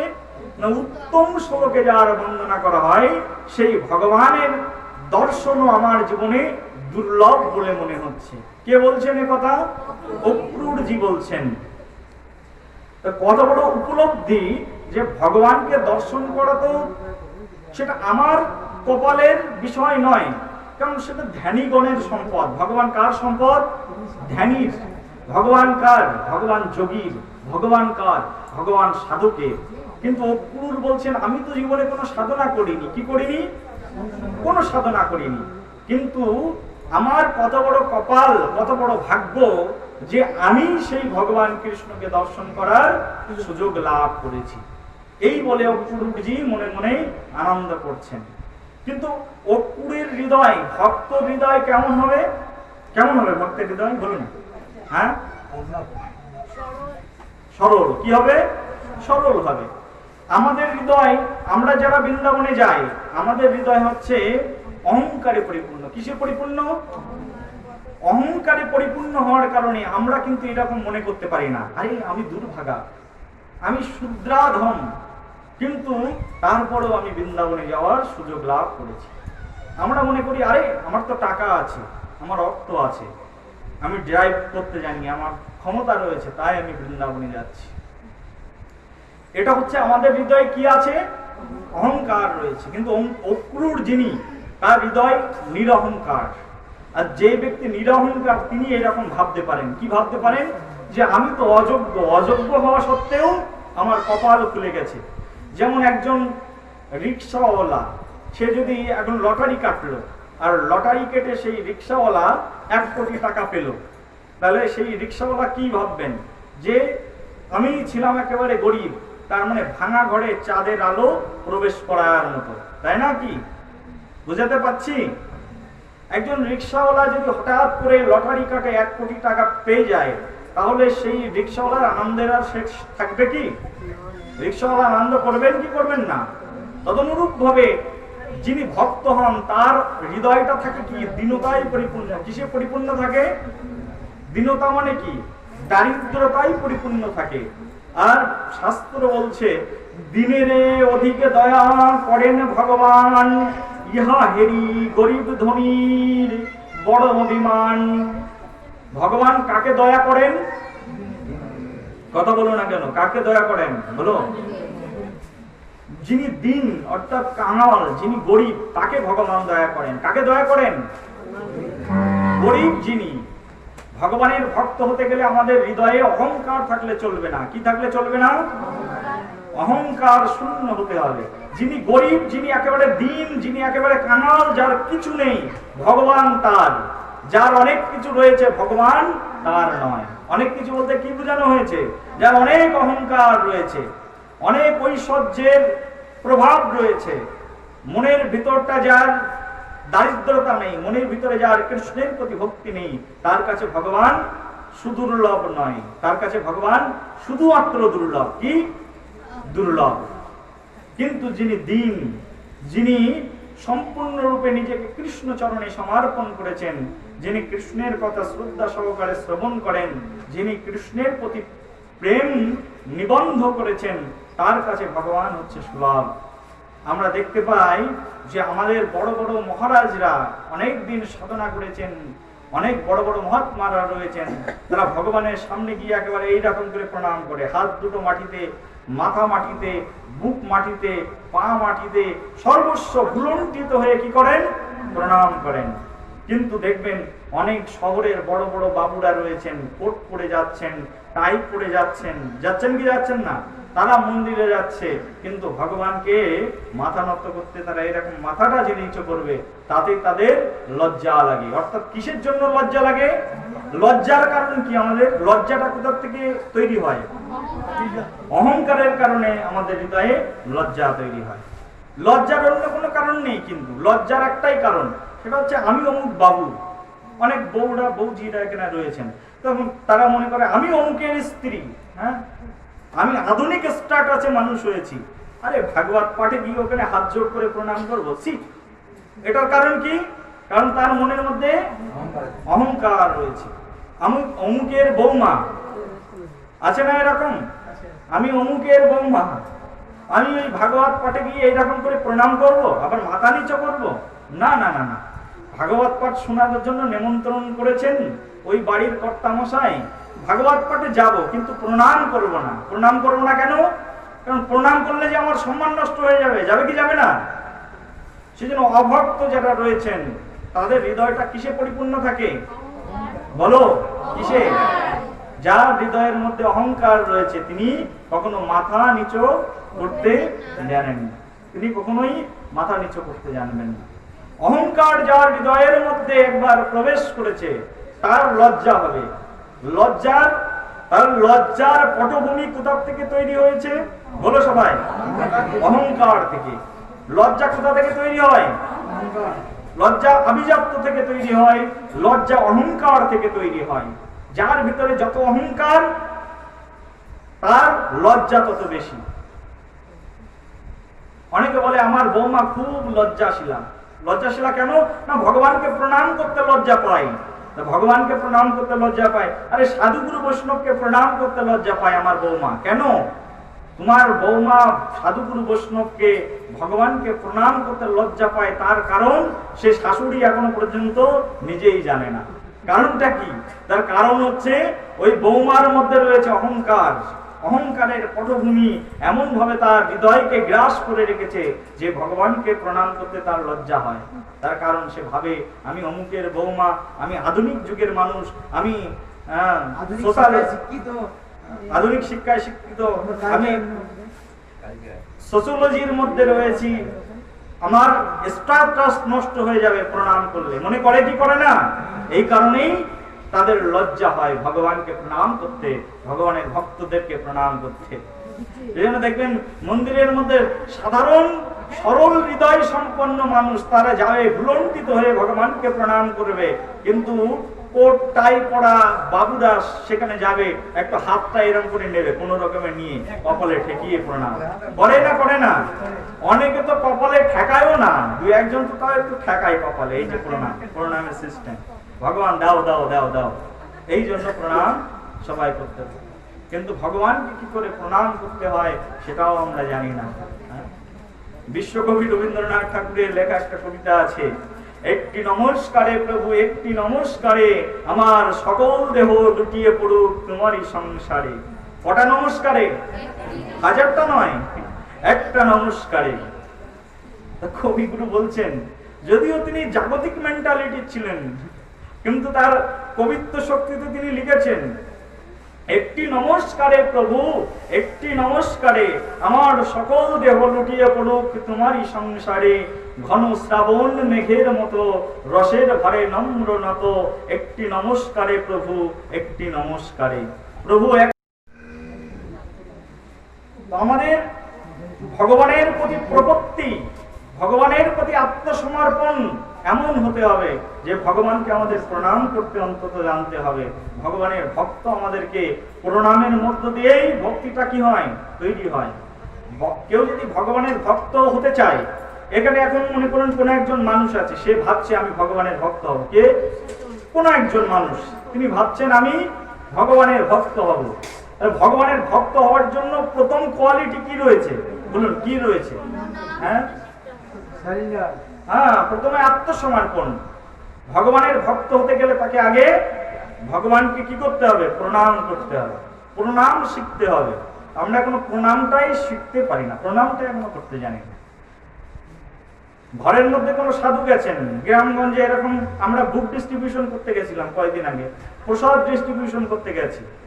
সবাই কিন্তু কপালে তিলক কাটা, সুন্দর সুন্দর ড্রেস পরে গেছে। এরকম নয় যে একেবারে ভিখারির বেশ ধারণ করে যে বলছে দাও দাও আমাকে দাও, ভিক্ষা দাও, এক মুঠো চাল দাও, মা একটা টাকা দাও, এরকম নয়।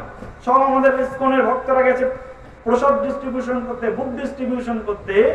সাধারণ মানুষ তাদেরকে দেখছে, সামনে যাচ্ছে, প্রসাদ নিচ্ছে। আমি নিজে হাতে করে প্রসাদ দিচ্ছি, কিছুদিন আগের ঘটনা, নিজে হাতে করে দিচ্ছি প্রসাদ, এই নিন প্রসাদ। প্রসাদ নিচ্ছে, কিন্তু সাধুদের কাছ থেকে প্রসাদ নিলে হয় একটা নমস্কার দিতে হয়, না হলে একটা হরে কৃষ্ণ শব্দ বলতে হয়, না হোক জয় রাধে বলতে হয়, কিছু একটা বলতে হয়, সেটাও মানুষ পর্যন্ত জানে না। কত বড় নিগৃহীত জীব এই কলিযুগের মানুষ, চিন্তা করে। আমরা দিতে গেছি, নিতে যাইনি। অন্য মানুষ যেমন একটু করতাল বাজায়, মা আমাকে একটু চাল দাও, একটু ডাল দাও, একটা বস্ত্র দাও, এটা দাও সেটা দাও, এরকম নয়। আমরা গেছি ভগবানের প্রসাদ নিয়ে লোকের বাড়িতে প্রসাদ ডিস্ট্রিবিউশন করবার জন্য। আমাদের কাছ থেকে ডেকে ডেকে বলছি, মাতাজি আমরা প্রসাদ এনেছি, একটু প্রসাদ গ্রহণ করুন, আমরা ইসকনের প্রচার করছি। মাতাজিরা ঘরের বাইরে থেকে আসছেন, বলছে হ্যাঁ দেন দেন, প্রসাদ নিচ্ছে। কিন্তু সাধুদেরকে দর্শন করলে যে একটু হাতটা জোর করতে হয়, কিছু বলো না বলো অন্তত হাতটা জোর করো, সেই শিক্ষাটাও আমাদের মধ্যে নেই। তাহলে কোন কালচারে আমরা রয়েছি চিন্তা করুন, কতটা নিচে আমরা নেমে গেছি চিন্তা করুন। এই যদি আমাদের সংস্কৃতি হয়, এই যদি আমাদের সনাতন ধর্ম হয়, কিভাবে আমরা এই জগতে উপরের দিকে উঠবো চিন্তা করুন। সেই জন্য শুধু ভক্ত মন্ডলী, আমাদের জীবনের এই কালচার হওয়া উচিত। ভগবানের কাছে আমাদেরকে প্রপত্তি স্বীকার করা উচিত, ভগবানের কাছে আমাদেরকে শরণাগত হওয়া উচিত। ভগবানকে ভালোবাসবার জন্য আমাদের হৃদয়কে সেই জন্য সরলতায় পরিপূর্ণ করতে হবে। কেমন হতে হবে আমাদের হৃদয়? সরল হতে হবে, অহংকার মুক্ত হতে হবে। কিসের অহংকার করছি? আমি যে বিল্ডিং এর মধ্যে বাস করছি, এই বিল্ডিংটা কি আমার? আমি যখন মৃত্যুবরণ করবো, একটা ইট কি খুলে নিয়ে যেতে পারবো মরার সময়? পারবো কি? জোরে বলুন, কথা বলুন, পারবো? আমরা যখন পৃথিবী থেকে মৃত্যুবরণ করব, আমি যে দামি দামি গহনাগুলো পড়ছি, একটা সোনার দলা আমি সঙ্গে করে নিয়ে যেতে পারবো? পারবো কি? আমি যখন এই পৃথিবীতে জন্মগ্রহণ করেছিলাম, যখন এই পৃথিবীতে আমি জন্মগ্রহণ করেছি, তখন কি কাপড় চোপড় পরে জন্মগ্রহণ করেছিলাম? সোনা দানা গলার মধ্যে ঝুলিয়ে জন্মগ্রহণ করেছিলাম? টাকা পয়সা হাতের মধ্যে নিয়ে জন্মগ্রহণ করেছিলাম? যখন যাব কিছু নিয়ে যাব, তাহলে কিসের জন্য আমাদের এত অহংকার? অহংকারের কারণ কি বলো? কারণ কি? অহংকারের কারণ হচ্ছে আমার আত্মকেন্দ্রিকতা। কি? আত্মকেন্দ্রিকতা। আমি আমার নিজের বলে মনে করি, এটা আমার, ওটা আমার, ওটা আমার। এই ভ্রান্ত ধারণা, এই মিথ্যে ধারণাই হচ্ছে আমার হৃদয়ে একমাত্র অহংকারের কারণ। অহংকারের কারণ কি তাহলে বলো? আত্মকেন্দ্রিকতা আর মিথ্যে ধারণা। কি ধারণা? এটা আমার, এই ঘরটা আমার। এটা কি ধারণা? মিথ্যে ধারণা। ঘরটা আমার কখনো ঘরটা আমার সঙ্গে যাবে? তাহলে আমি কি মনে করছি ঘরটা আমার? এই যে মিথ্যা ধারণা, আর মিথ্যা ধারণাটাই হচ্ছে আমাদের জীবনে অহংকারের কারণ। আমি তখনই সরল হতে পারবো, তখনই আমার হৃদয় নিষ্কলুষ হবে, তখনই আমার হৃদয় নিষ্কপট হবে, যখন আমি আত্মকেন্দ্রিক না হব, যখন আমি সবকিছু পরম প্রভু ভগবানের ভাববো, যখন এই পৃথিবীর সবকিছু তার ভাববো, তখন আমার হৃদয়ে এই অহংকার আর জন্মগ্রহণ করবে না। বুঝতে পারছো সবাই? বলো হরে কৃষ্ণ। প্রেমছে বলো হরে কৃষ্ণ, জোরছে বলো হরে কৃষ্ণ। হরে কৃষ্ণ বলে হৃদয়ের মধ্যে প্রেম উৎপাদন হচ্ছে না হচ্ছে না? আর একবার বলো হরে কৃষ্ণ। সেই জন্য আমাদের এই জগতের সবচেয়ে চরমতম শিক্ষা যেটি, সেটি হচ্ছে ভগবানকে বন্দনা করা। আর সেই ভগবানকে বন্দনা করা, নিজেকে ছোট ভাবা, এই শিক্ষাটা আমরা ভক্ত অক্রূরের মাধ্যমে শিখতে পাই। কার মাধ্যমে? অক্রূরের মাধ্যমে। অক্রূর যে যখন বৃন্দাবনে যাবেন, তখন তিনি এমন নিজেকে ছোট ভাবছেন, চিন্তাও করতে পারবেন না। অক্রূর যে বৃন্দাবনে যাবেন, বৃন্দাবনের পথে যখন রওনা হয়েছেন, তখন অক্রূর যে ভাবছেন, বৃন্দাবনের পথে অলরেডি চলতে শুরু করেছেন, আর বৃন্দাবনে পৌঁছাননি, বৃন্দাবনে যাচ্ছেন আর ভাবছেন। তো এখানে শাস্ত্রে একটি শ্লোক লেখা আছে, ভাগবত মহাপ্রাণ বলছেন, দক্ষিণীন্নং সুকপাল নাসিকং স্মিত বলোকরণ কঞ্জলোচনম মুখম মুখম দস্য গুড়ালোকবৃত্তং প্রদক্ষিণং মে প্রচরন্তি বে মৃগা। অক্রূরজি যখন তিনি বৃন্দাবনের পথে রওনা দিয়েছেন, তখন তিনি দেখছেন যে তার পাশ দিয়ে, তার দক্ষিণ দিকে, কোন দিকে? দক্ষিণ দিকে, তার রথের দক্ষিণ দিকে কিছু হরিণেরা তারা বিচারণ করছে। তো আগের যুগের মানুষ তারা এইরকম কিছু কিছু ছোট ছোট জ্যোতিষ তত্ত্বে তারা বিশ্বাসী ছিলেন। তো তখন অক্রূর মহারাজ, অক্রূরজি তখন ভাবছেন যে আমার দক্ষিণ দিকে যখন হরিণরা বিচারণ করছে, অর্থাৎ দক্ষিণ দিকে যদি হরিণ বিচারণ করে, সেটাকে বলা হয়েছে শুভ। কি বলা হয়েছে? শুভ। কোন যোদ্ধা, কোন রথী যখন রথ চালিয়ে তিনি রাস্তা দিয়ে যাবেন, আর সেই মুহূর্তে যদি কোন হরিণগণ দক্ষিণ দিকে বিচারণ করে, দক্ষিণ দিকে যদি তারা চলতে থাকে, তাহলে সেটাকে শুভ বলে বিবেচনা করা হয়েছে। এখানে অক্রূরজি বলছেন, হে ভগবান, মুকুন্দের মুখমণ্ডল দর্শন করার কারণ হরিণরা আমার দক্ষিণ দিকে বিচারণ করছেন। তো তিনি ভাবছেন বৃন্দাবনে গিয়ে নিশ্চয়ই আমি নিরাশ হব না। কে ভাবছেন? অক্রূর ভাবছেন। তার কারণ আমার দক্ষিণ দিকে কারা ঘুরছে? হরিণ ঘুরছে। তিনি তখন অনেক শুভ লক্ষণ দেখতে পাচ্ছেন বৃন্দাবনে যাওয়ার পূর্বে।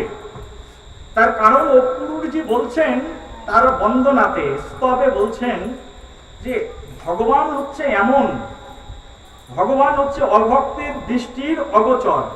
যিনি অভক্ত, তিনি ভগবানকে চোখ দিয়ে দেখতে পারেন না। মন্দিরের মধ্যে সাধারণ অভক্ত যাবে, গেলে ভক্ত আর অভক্ত দুইজন বন্ধু রয়েছে, দুইজন যাবে মন্দিরে ভগবানকে দর্শন করতে। এক বন্ধু দেখবে যে সাক্ষাৎ ভগবান দাঁড়িয়ে আছেন, মুরলীধর, তিনি হাতে বেণু নিয়ে দাঁড়িয়ে আছেন, আর ভগবানকে দর্শন করে ভক্তবন্ধু প্রণাম করবেন, আনন্দ পাবেন। আর যে ব্যক্তি অভক্ত, যিনি মদ খান, গাঁজা খান, সিগারেট খান, ভগবানের নিন্দা করেন, ভগবান ভক্তের নিন্দা করেন, তিনিও মন্দিরে যাবেন। তিনি মন্দিরে গিয়ে দেখবেন, আরে এই ভগবানের হাতটা এরকম বেঁকে কেন দাঁড়িয়ে আছে। ভাববেন যে ভগবান এরকম মাজাটা বেঁকে কেন দাঁড়িয়ে আছে। যে মিস্ত্রি ভগবানকে বানিয়েছেন সে ঠিক মতো বানাতেও পারেন না। কে ভাববেন? নিজে সোজা হয়ে দাঁড়াতে পারেন না, সে জগৎকে কি করে সোজা করবে? হরি বল। সেই জন্য সাধারণ ব্যক্তি তিনি ভগবানকে দর্শন করেও ভগবানকে কি করতে পারেন না? আস্বাদন করতে পারেন না। সাধারণ কোন ব্যক্তি যিনি ভগবানের ভক্ত নয়, তিনি ভগবানের মন্দিরে যাবেন, আর ভগবানের মন্দিরে গিয়ে তিনি বিচার করবেন এটা কোষ্ঠী পাথরের বিগ্রহ, না শ্বেত পাথরের বিগ্রহ, না সিমেন্টের বিগ্রহ, না মাটির বিগ্রহ। কিন্তু ভগবান কিন্তু বিগ্রহ, ভগবানের ভক্ত যিনি, তিনি কিন্তু বিগ্রহ দেখেন না। তিনি কি দেখেন? তিনি ভগবানকে দেখেন। দুই বন্ধু গেছেন মা দুর্গার প্রতিমা দেখতে। মা দুর্গার প্রতিমা দেখতে গিয়ে একজন বন্ধু তখন ব্রাহ্মণ ঠাকুরকে বলছেন যে ব্রাহ্মণ ঠাকুর, খুব সুন্দর কারুকার্য এত সুন্দর হয়েছে, দেখতে খুব ভালো লাগলো। কি? তো সেই দুই বন্ধুকে ব্রাহ্মণ পণ্ডিত জিজ্ঞাসা করছেন, তোমরা দুইজন মিলে কি দেখলে বলো তো একটু শুনি। তখন প্রথম বন্ধু বলছেন, এখানে তো মাকে দর্শন করলাম, আর মাকে দর্শন করে আমার হৃদয় ভক্তিতে পূর্ণ হয়ে উঠলো, সেই জন্য মাকে আমি প্রণাম করলাম। বলছে তুমি কি দেখলে? বলছে মাকে দর্শন করেছি, কিন্তু মায়ের যে কাপড়টা হয়েছে না, এই কাপড়ের চেয়ে সরস্বতীর কাপড়টা আরো কিন্তু সুন্দর দেখাচ্ছে। কারণ তুমি মাকে দর্শন করনি, তুমি কাপড় দেখেছো। শুধু কাপড় কি দেখেছি, এই যে মায়ের পিছনে যে বিচুলি খড়গুলো আছে না, এগুলোও দেখে ফেলেছি। তো কেউ দেখছে যে মাটির মূর্তি, আর কেউ দেখছে সেখানে সাক্ষাৎ মা। কেউ দেখছে প্রতিমা, আর কেউ দেখছে কি মূর্তি। দর্শনের ভিতরে ভেদ রয়েছে। একই জিনিস সবাই দেখি, কিন্তু ভিন্ন ভিন্ন চোখে দেখি। কারোর চোখে যদি রঙিন চশমা পরা থাকে, তো সে যেদিকেই তাকাবে সে কেমন দেখবে? রঙিন দেখবে। আর কারোর চোখে যদি পাওয়ারের চশমা পরা থাকে, তার যদি চোখের প্রবলেম থাকে, সে স্বচ্ছ দেখবে। আর যার চোখে এখনো পাওয়ার হয়নি, পাওয়ারের চশমা যদি তার চোখে পড়ানো হয়, সে চারিদিকে কি দেখবে? ধোঁয়া দেখতে থাকবে, ঝাপসা দেখতে থাকবে। থাকবে কি থাকবে না? যে ব্যক্তি শয়তান, যে ব্যক্তি খারাপ, যে ব্যক্তির মনোভাব খারাপ, সে যেদিকেই তাকাবে সেদিকেই সবকিছু খারাপই দেখতে থাকবে বলে গৌর প্রেমানন্দে। ওই চশমা চোখে দেওয়ার মতো। আমরা এখানে বসে বসে ভাগবত পাঠ করছি, কি করছি? এখানে বসে আমরা কৃষ্ণ কথা শ্রবণ করছি না করছি না? আমরা এখানে বসে কৃষ্ণ কথা শ্রবণ করছি, ভাগবত পাঠ করছি। আর যে ব্যক্তি গ্রামের মধ্যে ভণ্ড প্রকৃতির রয়েছে, খারাপ প্রকৃতির রয়েছে, তিনি এসে ভাববেন কোথা থেকে একটা ভণ্ড নিয়ে এসে ভণ্ডদের সভা তৈরি করেছেন। তাই গৌর প্রেমানন্দে ভাববেন কি ভাববেন না? যে ব্যক্তি হৃদয় ভগবত ভক্তিতে পরিপূর্ণ, তিনি ভাববেন আহারে অমুক ব্যক্তিরা কত ভালো ভক্ত, দেখো আমি যেতে পারছি না, কিন্তু ওরা তো যাচ্ছে। ওরা কত ভক্ত হয়ে গেছে, কত অ্যাডভান্স হয়েছে ভক্তিতে, যে ওরা প্রতিদিন বিকাল বেলায় যাচ্ছে, ভাগবতজিকে প্রদীপ নিবেদন করছে, ভাগবত কথা শ্রবণ করছে। যার হৃদয় স্বচ্ছ, তিনি সবকিছু কেমন দেখবেন? স্বচ্ছ দেখবেন। আর যার হৃদয় অপরিষ্কার, সে সবকিছুতেই খারাপ জিনিসটাই শুধু দর্শন করতে থাকবেন। হ্যাঁ কি না? বুঝতে পারছো? বলো হরে কৃষ্ণ। সেই জন্য আমাদের হৃদয় যেটি, আমাদের হৃদয় হতে হবে একেবারে স্বচ্ছ। যিনি ভক্ত হবেন, অভক্ত যা ভাবে ভাবুক, তাতে আমাদের কোনো প্রবলেম নেই। যে খারাপ, সে তো খারাপই ভাববে। খাচ্ছি জলের বোতল, এখানে যদি কোনো মাতাল আসে, তখন ভাববে বাবা দেখছি এই মায়াপুরের প্রভুরা মদের বোতল ধরে মদ খায়। ভাববে কি ভাববে না? আমি বোতল খাই, উনিও বোতল খাচ্ছেন, তোমার তো তাই। কিন্তু যিনি কৃষ্ণ ভক্ত, তিনি সবকিছুতে। একজন মাতাল যখন মদ খায়, কৃষ্ণ ভক্ত তখন মনে করে যে না, সে মদ খাচ্ছে না, সে হয়তো জলই খাচ্ছে। খারাপ দেখলেও কৃষ্ণ ভক্ত কি মনে করেন না, সেটাকে খারাপ চোখে দেখেন না। কৃষ্ণ ভক্তের সঙ্গে সাধারণ মানুষের এটি হচ্ছে পার্থক্য, অসুরের পার্থক্য। ভক্তরা কখনো চোখে কি দেখতে পান না? অপরাধ দেখতে পান না। ভক্তরা তার সামনে যদি একজন খুনও করে যায়, তাও তারা বুঝতে পারেন না যে সামনে থেকে কেউ খুন হয়ে গেল। কারণ তার হৃদয় তো সরল, সে কখনো এইসবের ইন্টারেস্টেড নয়, সেই জন্য সে এগুলো দেখে প্রভাবিত হয় না। সেই জন্য আমরা যদি ভগবানের ভক্ত হতে চাই, আমাদের হৃদয় দর্পণটি একেবারে স্বচ্ছ হতে হবে। কেমন হতে হবে? কেমন হতে হবে বলো? সবাই বলো। বুঝতে পারছো না? কেমন হতে হবে আমাদের হৃদয়টি? এখানে যারা আছি, আমরা বসে ভাগবত পাঠ শুনছি, আমরা সবাই ভগবানের ভক্ত হতে চাই না? চাই না? কারা কারা চাই? হাত তোলো। এক হাত তোলো, দু হাত তুলতে হবে না, দেখি এক হাত তোলো। দু হাত কারা কারা তুলেছো? এ সবাই ভক্ত হতে চাও? এখন বলো, ভগবানের ভক্ত হওয়ার জন্য আমাদের যে হৃদয় আছে, হৃদয়টি কাচের মতো স্বচ্ছ কি করে করবো? কি করে করা যায় বলো? আচ্ছা মনে করো এখানে এই যে বোতলটা রাখলাম, এতে যদি ময়লা পড়ে, তাহলে কি করতে হবে? আমাদের পরিষ্কার করতে হবে কি হবে না? কি দিয়ে পরিষ্কার করবো? সাপ সাবান নয়, একটা কাপড় হলেই আনাপ নাকি? একটা কাপড় নিয়ে এটাকে পরিষ্কার করা যাবে কি যাবে না? এটাকে মোছা যাবে? পরিষ্কার করা যাবে?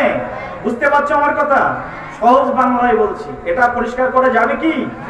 তদনুরূপ ভাবে মনে করো তোমার হৃদয়ের মধ্যে ময়লা পড়েছে, কোথায়? হৃদয়ের বাইরে নয়, এই যে আমাদের বুকটা আছে, মনে করো বুকের মধ্যে অনেক ময়লা জমে আছে, তখন তুমি সাবান ব্যবহার করো, লাক্স কোম্পানির সাবান, ডাভ কোম্পানির সাবান, যে কোনো কোম্পানির সাবান ব্যবহার করো, কোনো প্রবলেম নেই, তোমার বাইরের ময়লা পরিষ্কার হয়ে যাবে। যাবে কি যাবে না? এখন মনে করো এখন ভিতরের মধ্যে ময়লা জমে আছে, পরিষ্কার কি করে হবে? হ্যাঁ, কি করে পরিষ্কার হবে? তোমার হৃদয়ের মধ্যে ময়লা জমে আছে, হৃদয়টা অপরিচ্ছন্ন, হৃদয়টা পরিষ্কার নয়। ভগবানের ভক্ত হতে গেলে বাইরে পরিষ্কার করতে হবে না, ভিতরে পরিষ্কার করতে হবে? সবাই বলো, জোরে বলো। ভগবানের ভক্ত হতে গেলে বাইরে পরিষ্কার করবে না, ভিতরে পরিষ্কার করবে? জোরে বলো। সবাই বলছো তো? কোথায় পরিষ্কার করবে? যদি ভিতরটা পরিষ্কার করতে চাও, তাহলে ভিতরটা পরিষ্কার করতে গেলে কিভাবে পরিষ্কার করতে হয় জানো কি? কোন ডিটারজেন্ট দিয়ে ভিতর পরিষ্কার করা যায় জানো কেউ? জামা কাপড় যেটা আছে এটা পরিষ্কার করা যায়, মনে করো হুইল কোম্পানির ডিটারজেন্ট দিয়ে সেটাকে পরিষ্কার করা যেতে পারে, সার্ফ এক্সেল কোম্পানির ডিটারজেন্ট দিয়ে আমার জামা কাপড় পরিষ্কার করা যেতে পারে। কিন্তু হৃদয়ের ভিতরে যে ময়লা পড়েছে, কোন ডিটারজেন্ট দিয়ে পরিষ্কার করা যায়? সবাই বলো, জানো? না জানলে শোনো, সেই ডিটারজেন্টের নাম হচ্ছে, বলো আমার সঙ্গে, হরে কৃষ্ণ হরে কৃষ্ণ কৃষ্ণ কৃষ্ণ কৃষ্ণ হরে হরে হরে রাম হরে রাম রাম রাম হরে হরে। তো ভিতরে যদি ময়লা পড়ে তাহলে কোন ডিটারজেন্ট দিয়ে পরিষ্কার করতে হয়? হরিনাম মহামন্ত্র দিয়ে, হরিনাম ডিটারজেন্ট দিয়ে ভিতরের ময়লা কি করতে হয়? পরিষ্কার করতে হয়। এখন যদি তোমাদেরকে বলি যে সবাই মিলে একটা করে জপের মালা নিয়ে ভিতরটা পরিষ্কার করো, কেউ করবে? কারা কারা হাত তুলেছে এর আগে? হাত তোলো। যারা যারা হাত তুলেছিলে আগে তারাই হাত তোলো। আবার সবাই তুলেছিল তো? তোলনি সবাই? হাত তোলো সবাই। আমাদের হৃদয়ের ভিতরটাও যদি পরিষ্কার করতে হয়, হৃদয়ের ভিতরটা কি করে পরিষ্কার করতে হবে? তাহলে হরে কৃষ্ণ জপ করে হৃদয়টা পরিষ্কার করতে হবে। এখন বলো, হরে কৃষ্ণ কারা কারা জপ করে হৃদয়টা পরিষ্কার করবে? এই যে এখনই বললে যে আমরা ভগবানের ভক্ত হতে চাই, বললে না সবাই? এখন বলো, কে কে জপ করে হৃদয় পরিষ্কার করবে? হাত তোলো দেখি। অনেকে তো করে, যারা করে তারাও হাত তোলো, যারা করে না, যারা করতে চাও তারাও হাত তোলো দেখি। হাত তোলো দেখি। সবার হাত উঠেছে দেখি? এই যে এই মাতাজিটা হাত তোলেন, তার মানে কিছু শ্রোতা রয়েছে, ঠিক আছে, যারা ভগবানের কথা হৃদয় থেকে শ্রবণ করতে বসে, আর কিছু শ্রোতারা রয়েছে তারা শুধুমাত্র ভাব দেখতেই আসে। সেরকম আছে নাকি কেউ?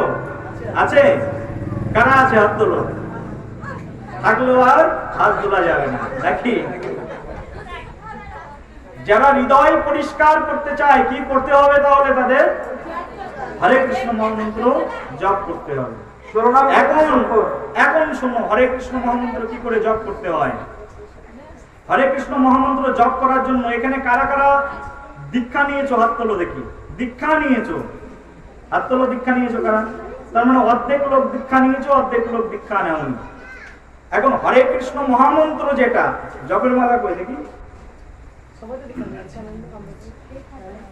হরে কৃষ্ণ মহামন্ত্র যদি কেউ জপ করতে চায়, হরিনাম যদি কেউ কীর্তন করতে চায়, ভালো করে মন দিয়ে শুনবে। এই যে এটাকে কি বলে? হ্যাঁ, জপের মালা। তো কেউ যদি এইরকম জপের মালায় জপ করতে চায়, যারা যারা দীক্ষা নিয়েছে তারাও এটা জপ করতে পারে। আর কারা কারা দীক্ষা নেয়নি? হাত তোলো দেখি। দীক্ষা নেয়নি এখনো পর্যন্ত, এখনো কোন জায়গা থেকে দীক্ষা নেয়নি? হাত তোলো। এই যে কয়জন আছে দীক্ষা নেয়নি, যারা দীক্ষা নেয়নি তারাও এটা জপ করতে পারে। বুঝতে পারছো আমার কথা? হ্যাঁ, যারা দীক্ষা নিয়েছে তারাও এটা হাতে ঝুলাতে পারে, আবার যারা দীক্ষা নেয়নি তারাও এটা হাতের মধ্যে ঝুলিয়ে জপ করতে পারে। কারণ জপ করলে কি হবে? হৃদয় পরিষ্কার হবে। যার হৃদয় পরিষ্কার না, তার দীক্ষা নিয়ে কোনো লাভ আছে? আছে কি? সত্যি কথা বলো, জোরে বলো, কথা বলো না কেন এখন? যার হৃদয় পরিষ্কার হয়নি তার দীক্ষা নিয়ে কি লাভ? আছে লাভ কোনো?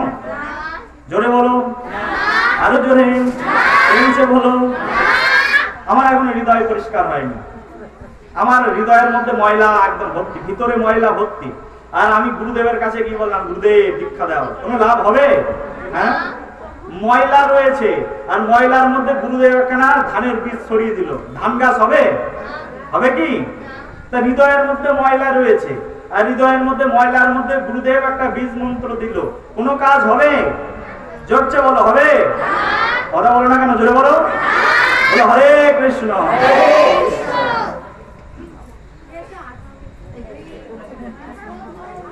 সেই জন্য ভগবানের ভক্ত হওয়ার জন্য আমাদের কি করা প্রয়োজন? প্রথমে সবাই বলো, কি করা প্রয়োজন? হৃদয়টা, আমাদের এই হৃদয়টা পরিষ্কার করা প্রয়োজন।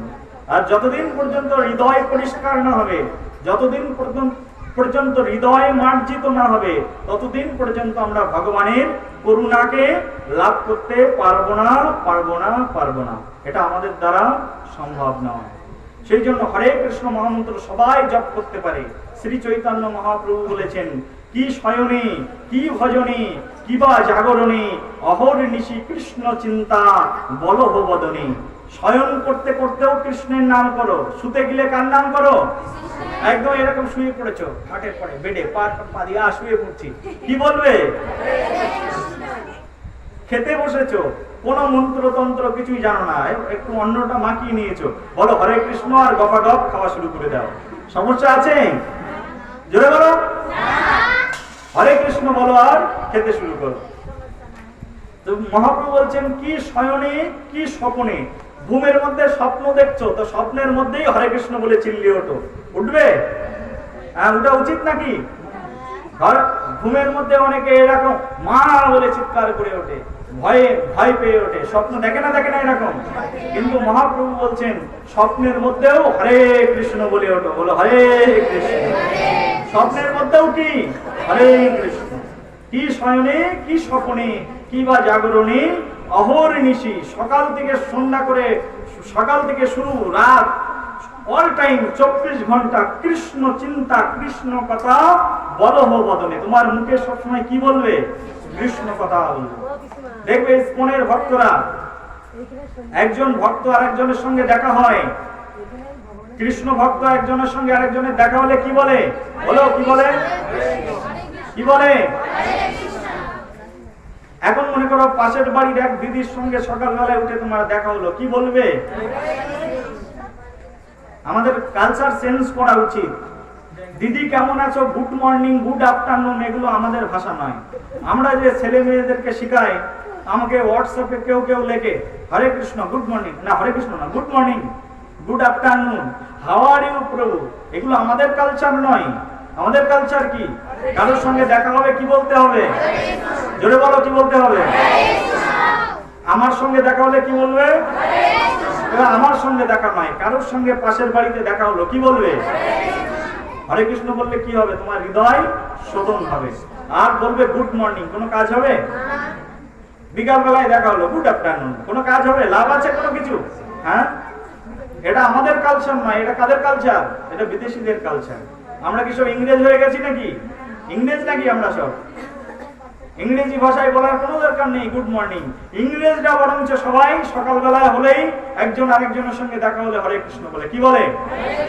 বিশ্বাস নয় মায়াপুরে গিয়ে দেখো, মায়াপুরে সব বিদেশি মাতাজিরা আছে না, তো তাদের সামনে গিয়ে দাঁড়ালে কি বলবে তারা? তুমি গুড মর্নিং বললে কথা বলবে না, বলবে? গুড আফটারনুন বললেও কথা বলবে না। হরে কৃষ্ণ বলবে তো আনন্দে তোমার সঙ্গে কথা বলবে। হ্যাঁ, ওই জন্য তো মায়াপুর যায় না, গেলেই শুধু হরে কৃষ্ণ বলায়। আর সব দেখা যেটাই হোক যাই হোক প্রথমেই বলবে হরে কৃষ্ণ। বলি মায়াপুর ধাম কি, বৃন্দাবন ধাম কি, কৃষ্ণচন্দ্র ভগবান কি। তো সেই জন্য আমাদের সকাল সন্ধ্যা একজন আরেকজনের সঙ্গে দেখা হলে কি বলা উচিত? জোরে বলো, কি বলা উচিত?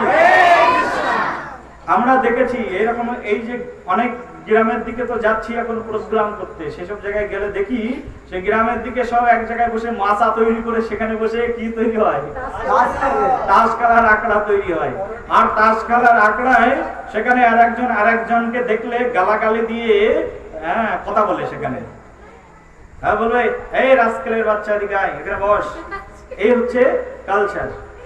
হ্যালো মাই ডিয়ার ইডিয়েট, দাঁড়াও, এখানে এসো, কাম হিয়ার।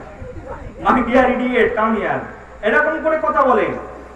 আমরা কলকাতাতে দেখেছি, ওখানে সব মানুষজন, ছেলেগুলো কোন কলেজের স্টুডেন্ট তার এক বন্ধুকে ডাকছে, এই ইডিয়েট শোন। এটা কি আমাদের কালচার? এটা কোনো সভ্যতা না অসভ্যতা? তোমরা নিজেরা মুখে বলো, সভ্যতা না অসভ্যতা?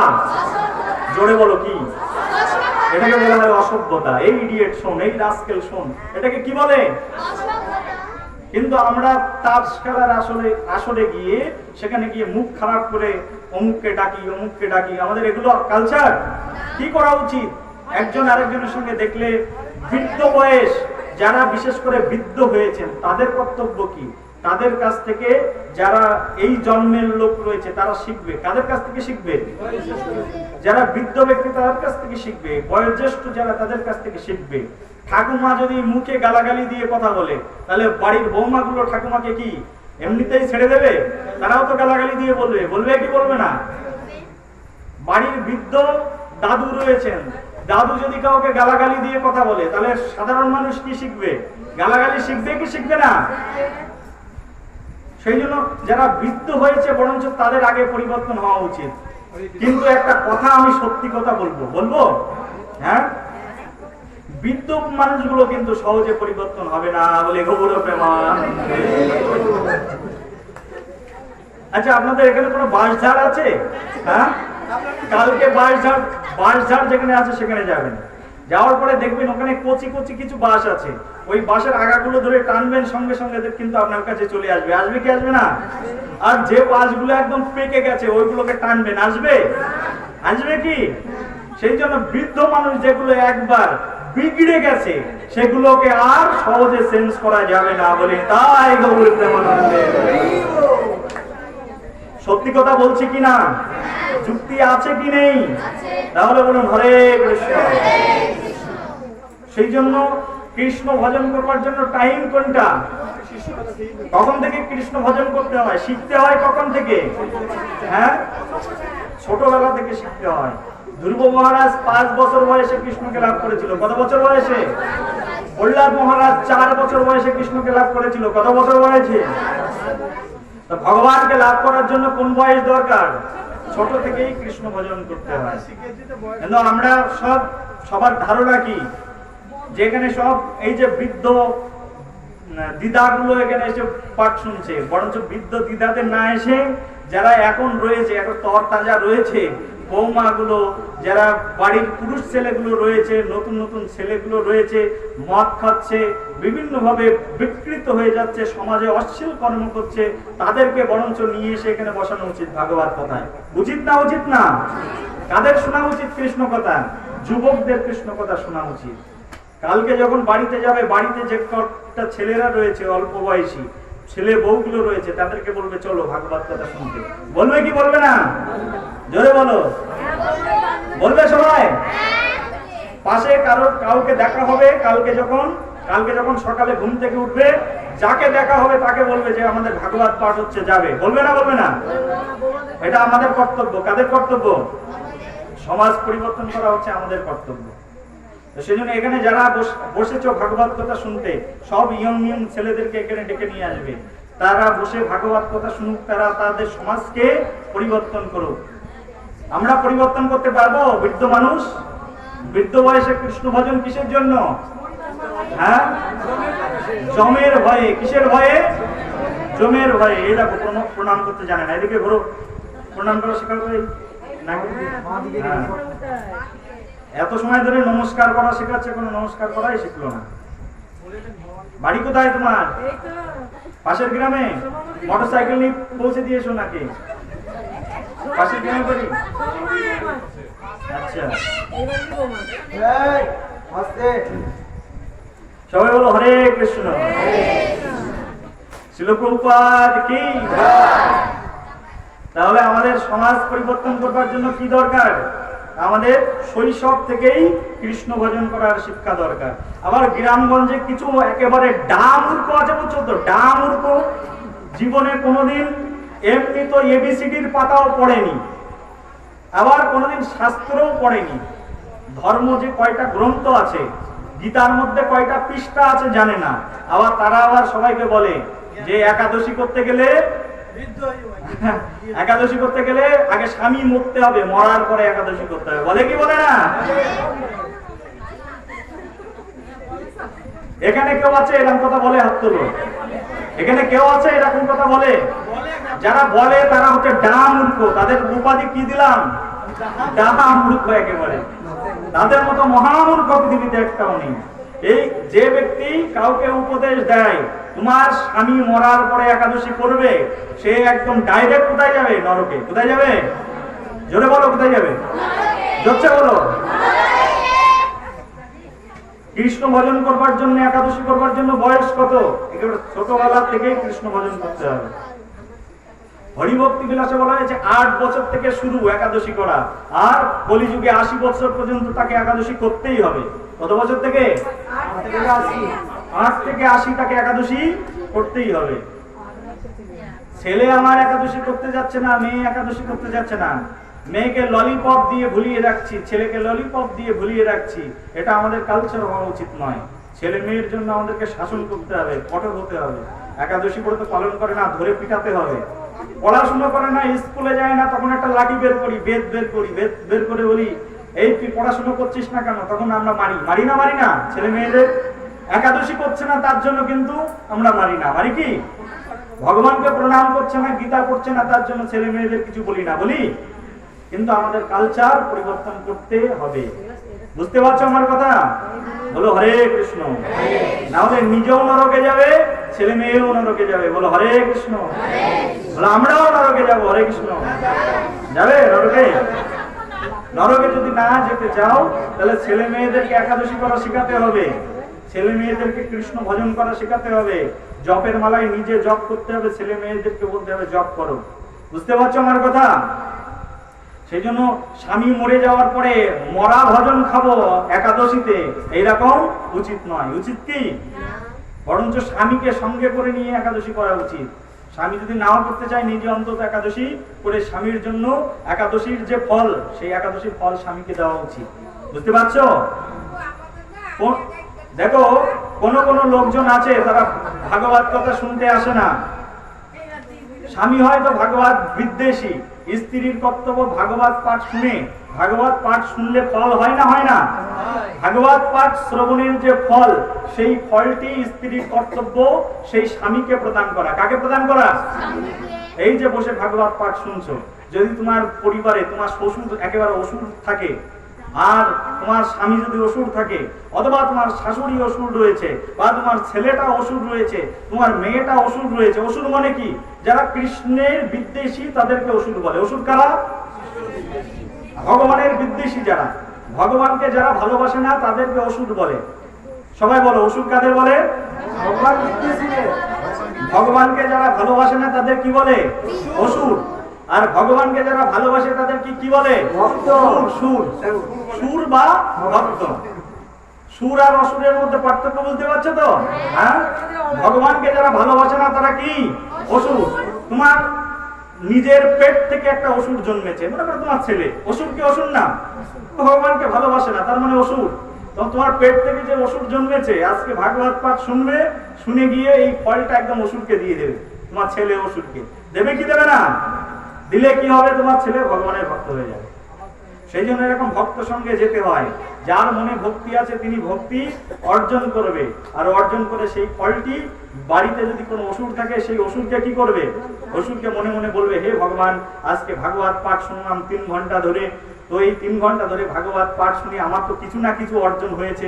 আমার থলিতে, আমার ঝোলাতে যা আছে সবকিছু আমার ছেলেকে দিয়ে দিলাম, সবকিছু আমার ছেলে বৌমাকে দিয়ে দিলাম, বিনিময়ে হে ভগবান তাকে ভক্ত করে দাও। বলতে পারবো না? পারবো না? হরে কৃষ্ণ।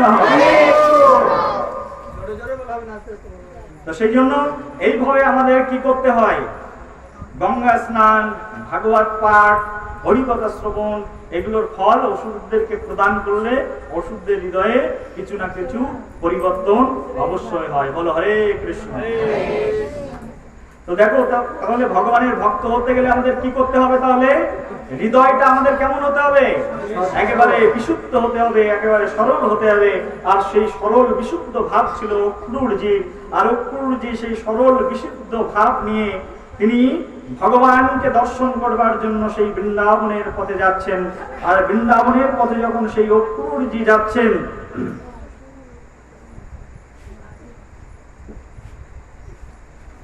অক্রূরজি তখন এখানে অনেক কথা লেখা আছে। আমরা বলেছিলাম যে এই যে বাইরের কথা ব্যাখ্যা করতে গেলে এখানে ব্যাখ্যা কম হয়ে যায়, ঠিক আছে? তো সেই জন্য অক্রূরজি যখন তিনি বৃন্দাবনের দিকে পৌঁছাচ্ছেন, বৃন্দাবনে যেতে যেতে তখন তিনি ভাবছেন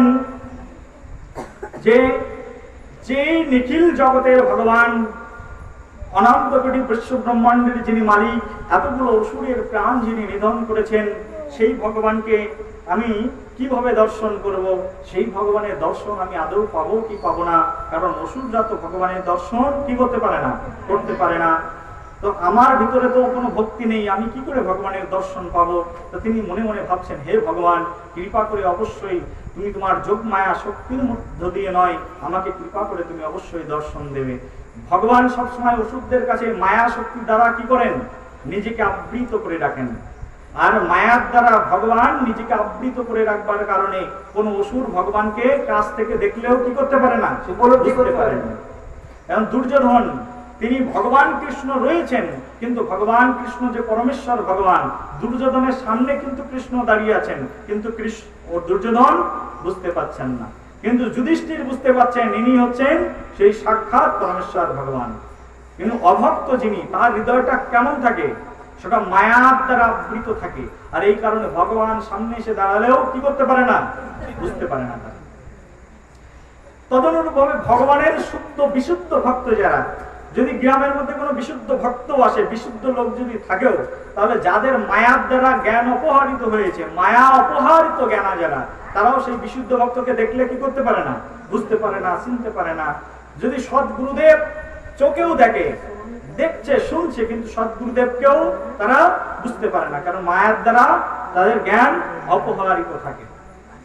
আর অসুররা সবসময় অসুরদেরকেই খুঁজে নেয়। কি খুঁজে নেয়? অসুরদের খুঁজে নেয়। যার অন্তর যেমন সে তেমনই জিনিস পেয়ে যায়, যে যেমন সে পায় তেমন। বুঝতে পারছো আমার কথা? হ্যাঁ, যার অন্তর যেমন সে সেই রকম গুরুদেব পাবে। যার অন্তর বিশুদ্ধ তিনি বিশুদ্ধ গুরুদেব পাবেন। যার অন্তর কপটতায় পরিপূর্ণ তিনি কপট গুরুদেব পাবেন। বুঝতে পারছো আমার কথা? হ্যাঁ, যিনি যেমন সুকৃতি অর্জন করেছেন তিনি তেমন জিনিসই পাবেন এই জগৎ। তো সেই জন্য ভালো গুরুদেব পাওয়ার জন্য আমাদের কি করতে হবে? তাহলে ভালো শিষ্য হতে হবে। বুঝতে পারছো আমার কথা? কি বললাম? ভালো শিষ্য হবে। ভালো গুরুদেব পেতে গেলে কি হতে হবে? আমাকে ভালো শিষ্য হতে হবে। যিনি ভালো শিষ্য তিনি ভালো গুরুদেব পান। যিনি শিষ্য ভালো নয় তিনি ভালো গুরুদেব কখনোই লাভ করতে পারবেন না। সেই জন্য ভালো শিষ্য হওয়ার জন্য আমাদের চেষ্টা করতে হবে। বলো হরে কৃষ্ণ। বুঝতে পারছো আমার কথা? আমাদের টাইম শেষ, সেই জন্য আমরা আলোচনায় দীর্ঘায়িত করবো না, আমরা আলোচনা এখানেই বিশ্রাম করবো। অক্রূরজি তখন কি হলো? অক্রূরজি বৃন্দাবনের পথে যাচ্ছেন, আর বৃন্দাবনের পথে যেতে যেতে অক্রূরজি ভাবছেন, হে ভগবান, যদি আমি তোমাকে একবার দর্শন করব, সঙ্গে সঙ্গে গিয়ে তোমাকে প্রণাম করব। হে ভগবান, শুনেছি তোমার চাকুর চিকুর চেয়ে কেশ, তোমার হাতে নাকি বংশী রয়েছে, তুমি বর্ণ পরিহিত। হে ভগবান, তোমার সেই সুন্দর মুখমণ্ডল দেখে সবাই নাকি বিমোহিত হয়ে যায়। এইভাবে সেই অক্রূরজি রাস্তা দিয়ে যাচ্ছেন আর ভাবছেন, হে ভগবান, তোমাকে দর্শন করলে কোন শ্লোকে আমি তোমাকে স্তব করব, কোন শ্লোক দ্বারা তোমাকে স্তুতি করব, এই সব কথা অক্রূরজি ভাবছেন। অক্রূরজি ভাবছেন, হে ভগবান, যখন আমি তোমাকে দর্শন করব, তুমি যখন আমাকে দর্শন করবে, তখন কি তুমি আমার প্রতি সন্তুষ্ট হবে কি হবে না? কে ভাবছেন? অক্রূর ভাবছেন। অক্রূরজি ভাবছেন, হে ভগবান, আমি তো তোমাকে দর্শন করব, কিন্তু আমি জানি না যে কিভাবে তুমি আমার প্রতি সন্তুষ্ট হবে। হে ভগবান, তুমি যদি আমার হৃদয়ের ভিতরে সেই করুণা, সেই প্রেম প্রদর্শন করো, তখনই আমি বুঝতে পারবো যে তুমি কোন বস্তুতে সন্তুষ্ট। যমুনার পথ দিয়ে তখন অক্রূরজি আস্তে আস্তে তার রথটা চালাচ্ছেন। রথ চালাতে চালাতে তিনি ভাবছেন, তিনি যখন ধুলো দেখছেন, সেই ধুলোর মধ্যে খুঁজছেন এখানে আমার প্রভুর পদচিহ্ন পড়ে আছে কিনা। কতটা প্রেম ছিল অক্রূরজির হৃদয়ে, সেই পরম পূর্ণ প্রেম নিয়ে অক্রূরজি আস্তে আস্তে রথ চালাচ্ছেন। দক্ষিণা সমীরণ তাকে খুব ঝটিকা এসে আবৃত করে দিচ্ছে, কখনো কখনো সেই দক্ষিণ দিকের বাতাস তাকে এলোমেলো করে দিচ্ছে, আর সেই দক্ষিণা বাতাসে তিনি ভগবান কৃষ্ণচন্দ্রের সুগন্ধি ঘ্রাণ আস্বাদন করতে পাচ্ছেন। কে আস্বাদন করছেন? অক্রূরজি, যিনি ভগবানের ভক্ত। তিনি দেখবেন যখন রাস্তা দিয়ে যাবে, মন্দিরের পাশ দিয়ে যখন যাবে, তখন তিনি ধূপ ধুনো কর্পূর আর মধুর গন্ধ আস্বাদন করবেন। করবেন কি করবেন না? কখনো বৃন্দাবন যাবেন, মায়াপুর যাবেন, মন্দিরগুলোর পাশ দিয়ে হেঁটে যাবেন, কিসের গন্ধ আসবে? কর্পূরের গন্ধ ভেসে আসবে, মধুর গন্ধ ভেসে আসবে। আসবে কি আসবে না? হ্যাঁ। কিন্তু ওই একই মন্দিরের পাশ দিয়ে কেউ যাবে, তখন কোন মাতাল যখন যাবে, তখন সে ভাববে, ওরে বাবা, এ তো দেখছি একেবারে পচা বোতলের গন্ধ ভেসে আসছে আমার নাকে। সে এরকম ভাবতে থাকে। আমিও যা খাই, ভগবানও তাই খায়, এখানে ওই একই রকম গন্ধ। তো সেই জন্য ভগবানের যিনি প্রিয় ভক্ত, তিনি যখন ভগবানকে দর্শন করতে যাবেন, তার দর্শনের ভাবটা ভিন্ন হবে।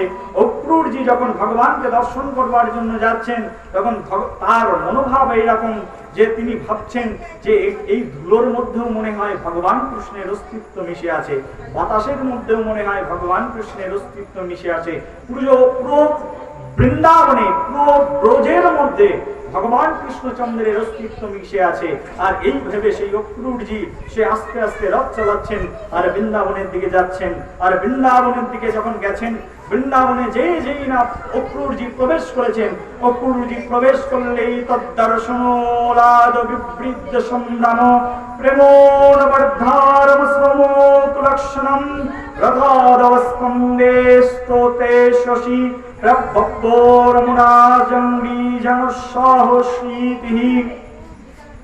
ভগবান শ্রীকৃষ্ণচন্দ্রকে দর্শনের জন্য অক্রূরজি রথ থেকে যখন বৃন্দাবনে গিয়ে পৌঁছলেন, আর বৃন্দাবনে তিনি যখন সেই প্রভুর পদোদয়ের ধূলিকণা দেখলেন, আর তখন তিনি চিৎকার করে উঠলেন। আর চিৎকার করে রথ থেকে নেমে তিনি প্রভুর সেই পদধূলার উপরে তিনি গড়াগড়ি করলেন, বলেন তাই গৌরে প্রেমানন্দে। প্রভুর পদধূলি থেকেই প্রেম উৎপাদন হয়েছে। কার হৃদয়ে? ভক্তের হৃদয়ে। কার পদধূলি দেখে? ভগবানের পদধূলি দেখে। ভগবানের চরণের ধূলি দেখেও হৃদয়ের মধ্যে কি জন্মায়? ভক্তের প্রেম জন্মায়। ভগবানের বস্ত্র দেখলেও ভগবানের হৃদয়ে, ভক্তের হৃদয়ে কি জন্মায়? প্রেম জন্মায়। ভগবানের কোন ক্ষুদ্র বস্তু দেখলে কি হয়? প্রেম জন্মায়। এই যে আমাদের ভাগবতে এখানে মালা আছে, এই মালাগুলো সাধারণ ভক্তরা যখন তারা চেয়ে নেয়, প্রভু মালাটা কৃপা করে আমাকে দেবেন। মালাটা, কারণ ভাগবতে পড়ানো মালার মধ্যে কি রয়েছে? যা ভগবানের গলায় পড়া থাকে সেটা কি? সেটা প্রেমময়। সেই জন্য ভগবানের ভক্ত ভাগবতের মালা চেয়ে নেন, সেটাকে বারবার প্রণাম করেন, চুম্বন করেন, এবং সেটাকে বুকের মধ্যে জড়িয়ে ধরে ভাবেন, এই মনে হয় আমার ভগবানকে আমি আমার হৃদয়ের মধ্যে পেয়েছি। ভগবানের কোন ক্ষুদ্র বস্তু কোন ভক্ত যদি পান, সেটাকে কি মনে করেন? সেটা ভগবানের প্রসাদী বস্তু মনে করে, ভগবানের কৃপা বলে মনে করে সেটা বুকের মধ্যে জড়িয়ে ধরেন, সেটা নিয়ে আনন্দ করেন। করেন কি করেন না? আর বাদরের গলায় যদি এই ভাগবতের মালা পরিয়ে দাও, তাহলে কি করবে? বাদর তখন এক একটা করে সেই ফুলের মালা ছিঁড়বে আর এরকম করে ফেলবে। করবে না? করবে না? হ্যাঁ, এইরকম যারা অসুর রয়েছে তাদের গলায় ফুলের মালা পরিয়ে দেবে, ভাগবতের মালা। তখন সে কি করবে? আর সঙ্গে সঙ্গে কোনো একজন অসুরের গলায় পরিয়ে দেবে। আমি কয়েকটা অসুরকে দেখেছি, কোনো এক অনুষ্ঠানে গেছি, তো এরকম ভাগবতের মালা আমার গলায় দেওয়া আছে। আমি ভাবছি কমিটির বাবু এত কষ্ট করে আমাকে নিয়ে এসছেন ভাগবত পাঠ করাতে, তো কমিটির বাবুকে আমি মালাটা পরিয়ে দিয়ে ওকে একটু কৃপা প্রদান করি। সঙ্গে সঙ্গে গলায় যেই না পরিয়ে দিচ্ছি, কমিটির বাবু সঙ্গে সঙ্গে খুলে আরেকজনকে পরিয়ে দিয়েছেন, আরেকজনকে একেবারে কৃপা দিতে দিতে দিতে দিতে একেবারে ডাস্টবিনে কৃপা গিয়ে পৌঁছে গেছে। কিন্তু ভগবানের যিনি ভক্ত, তিনি কি করবেন? ভগবানের কোন ক্ষুদ্র বস্তু, ভগবানের কোন ক্ষুদ্র বস্তু কেমন ভাবে গ্রহণ করবেন? সেটা প্রেম পূর্ণ হৃদয়ে, প্রেম পূর্ণ দৃষ্টিতে সেটাকে গ্রহণ করবেন, আর মনের মধ্যে তিনি আনন্দ করবেন। ভগবানের চরণ ধূলি দেখে, ভগবানের চরণ ধূলি দর্শন করে উদ্ধবের মনে তেমন আনন্দ হলো, তিনি রথ থেকে নামলেন এবং সেই চরণ ধূলির উপরে তিনি গড়াগড়ি করতে থাকলেন। সেই জন্য বৃন্দাবনে গেলে আগে বৃন্দাবনের ধূলিতে গড়াগড়ি করে তারপরে বৃন্দাবনে প্রবেশ করতে হয় বলে বৃন্দাবন ধাম কি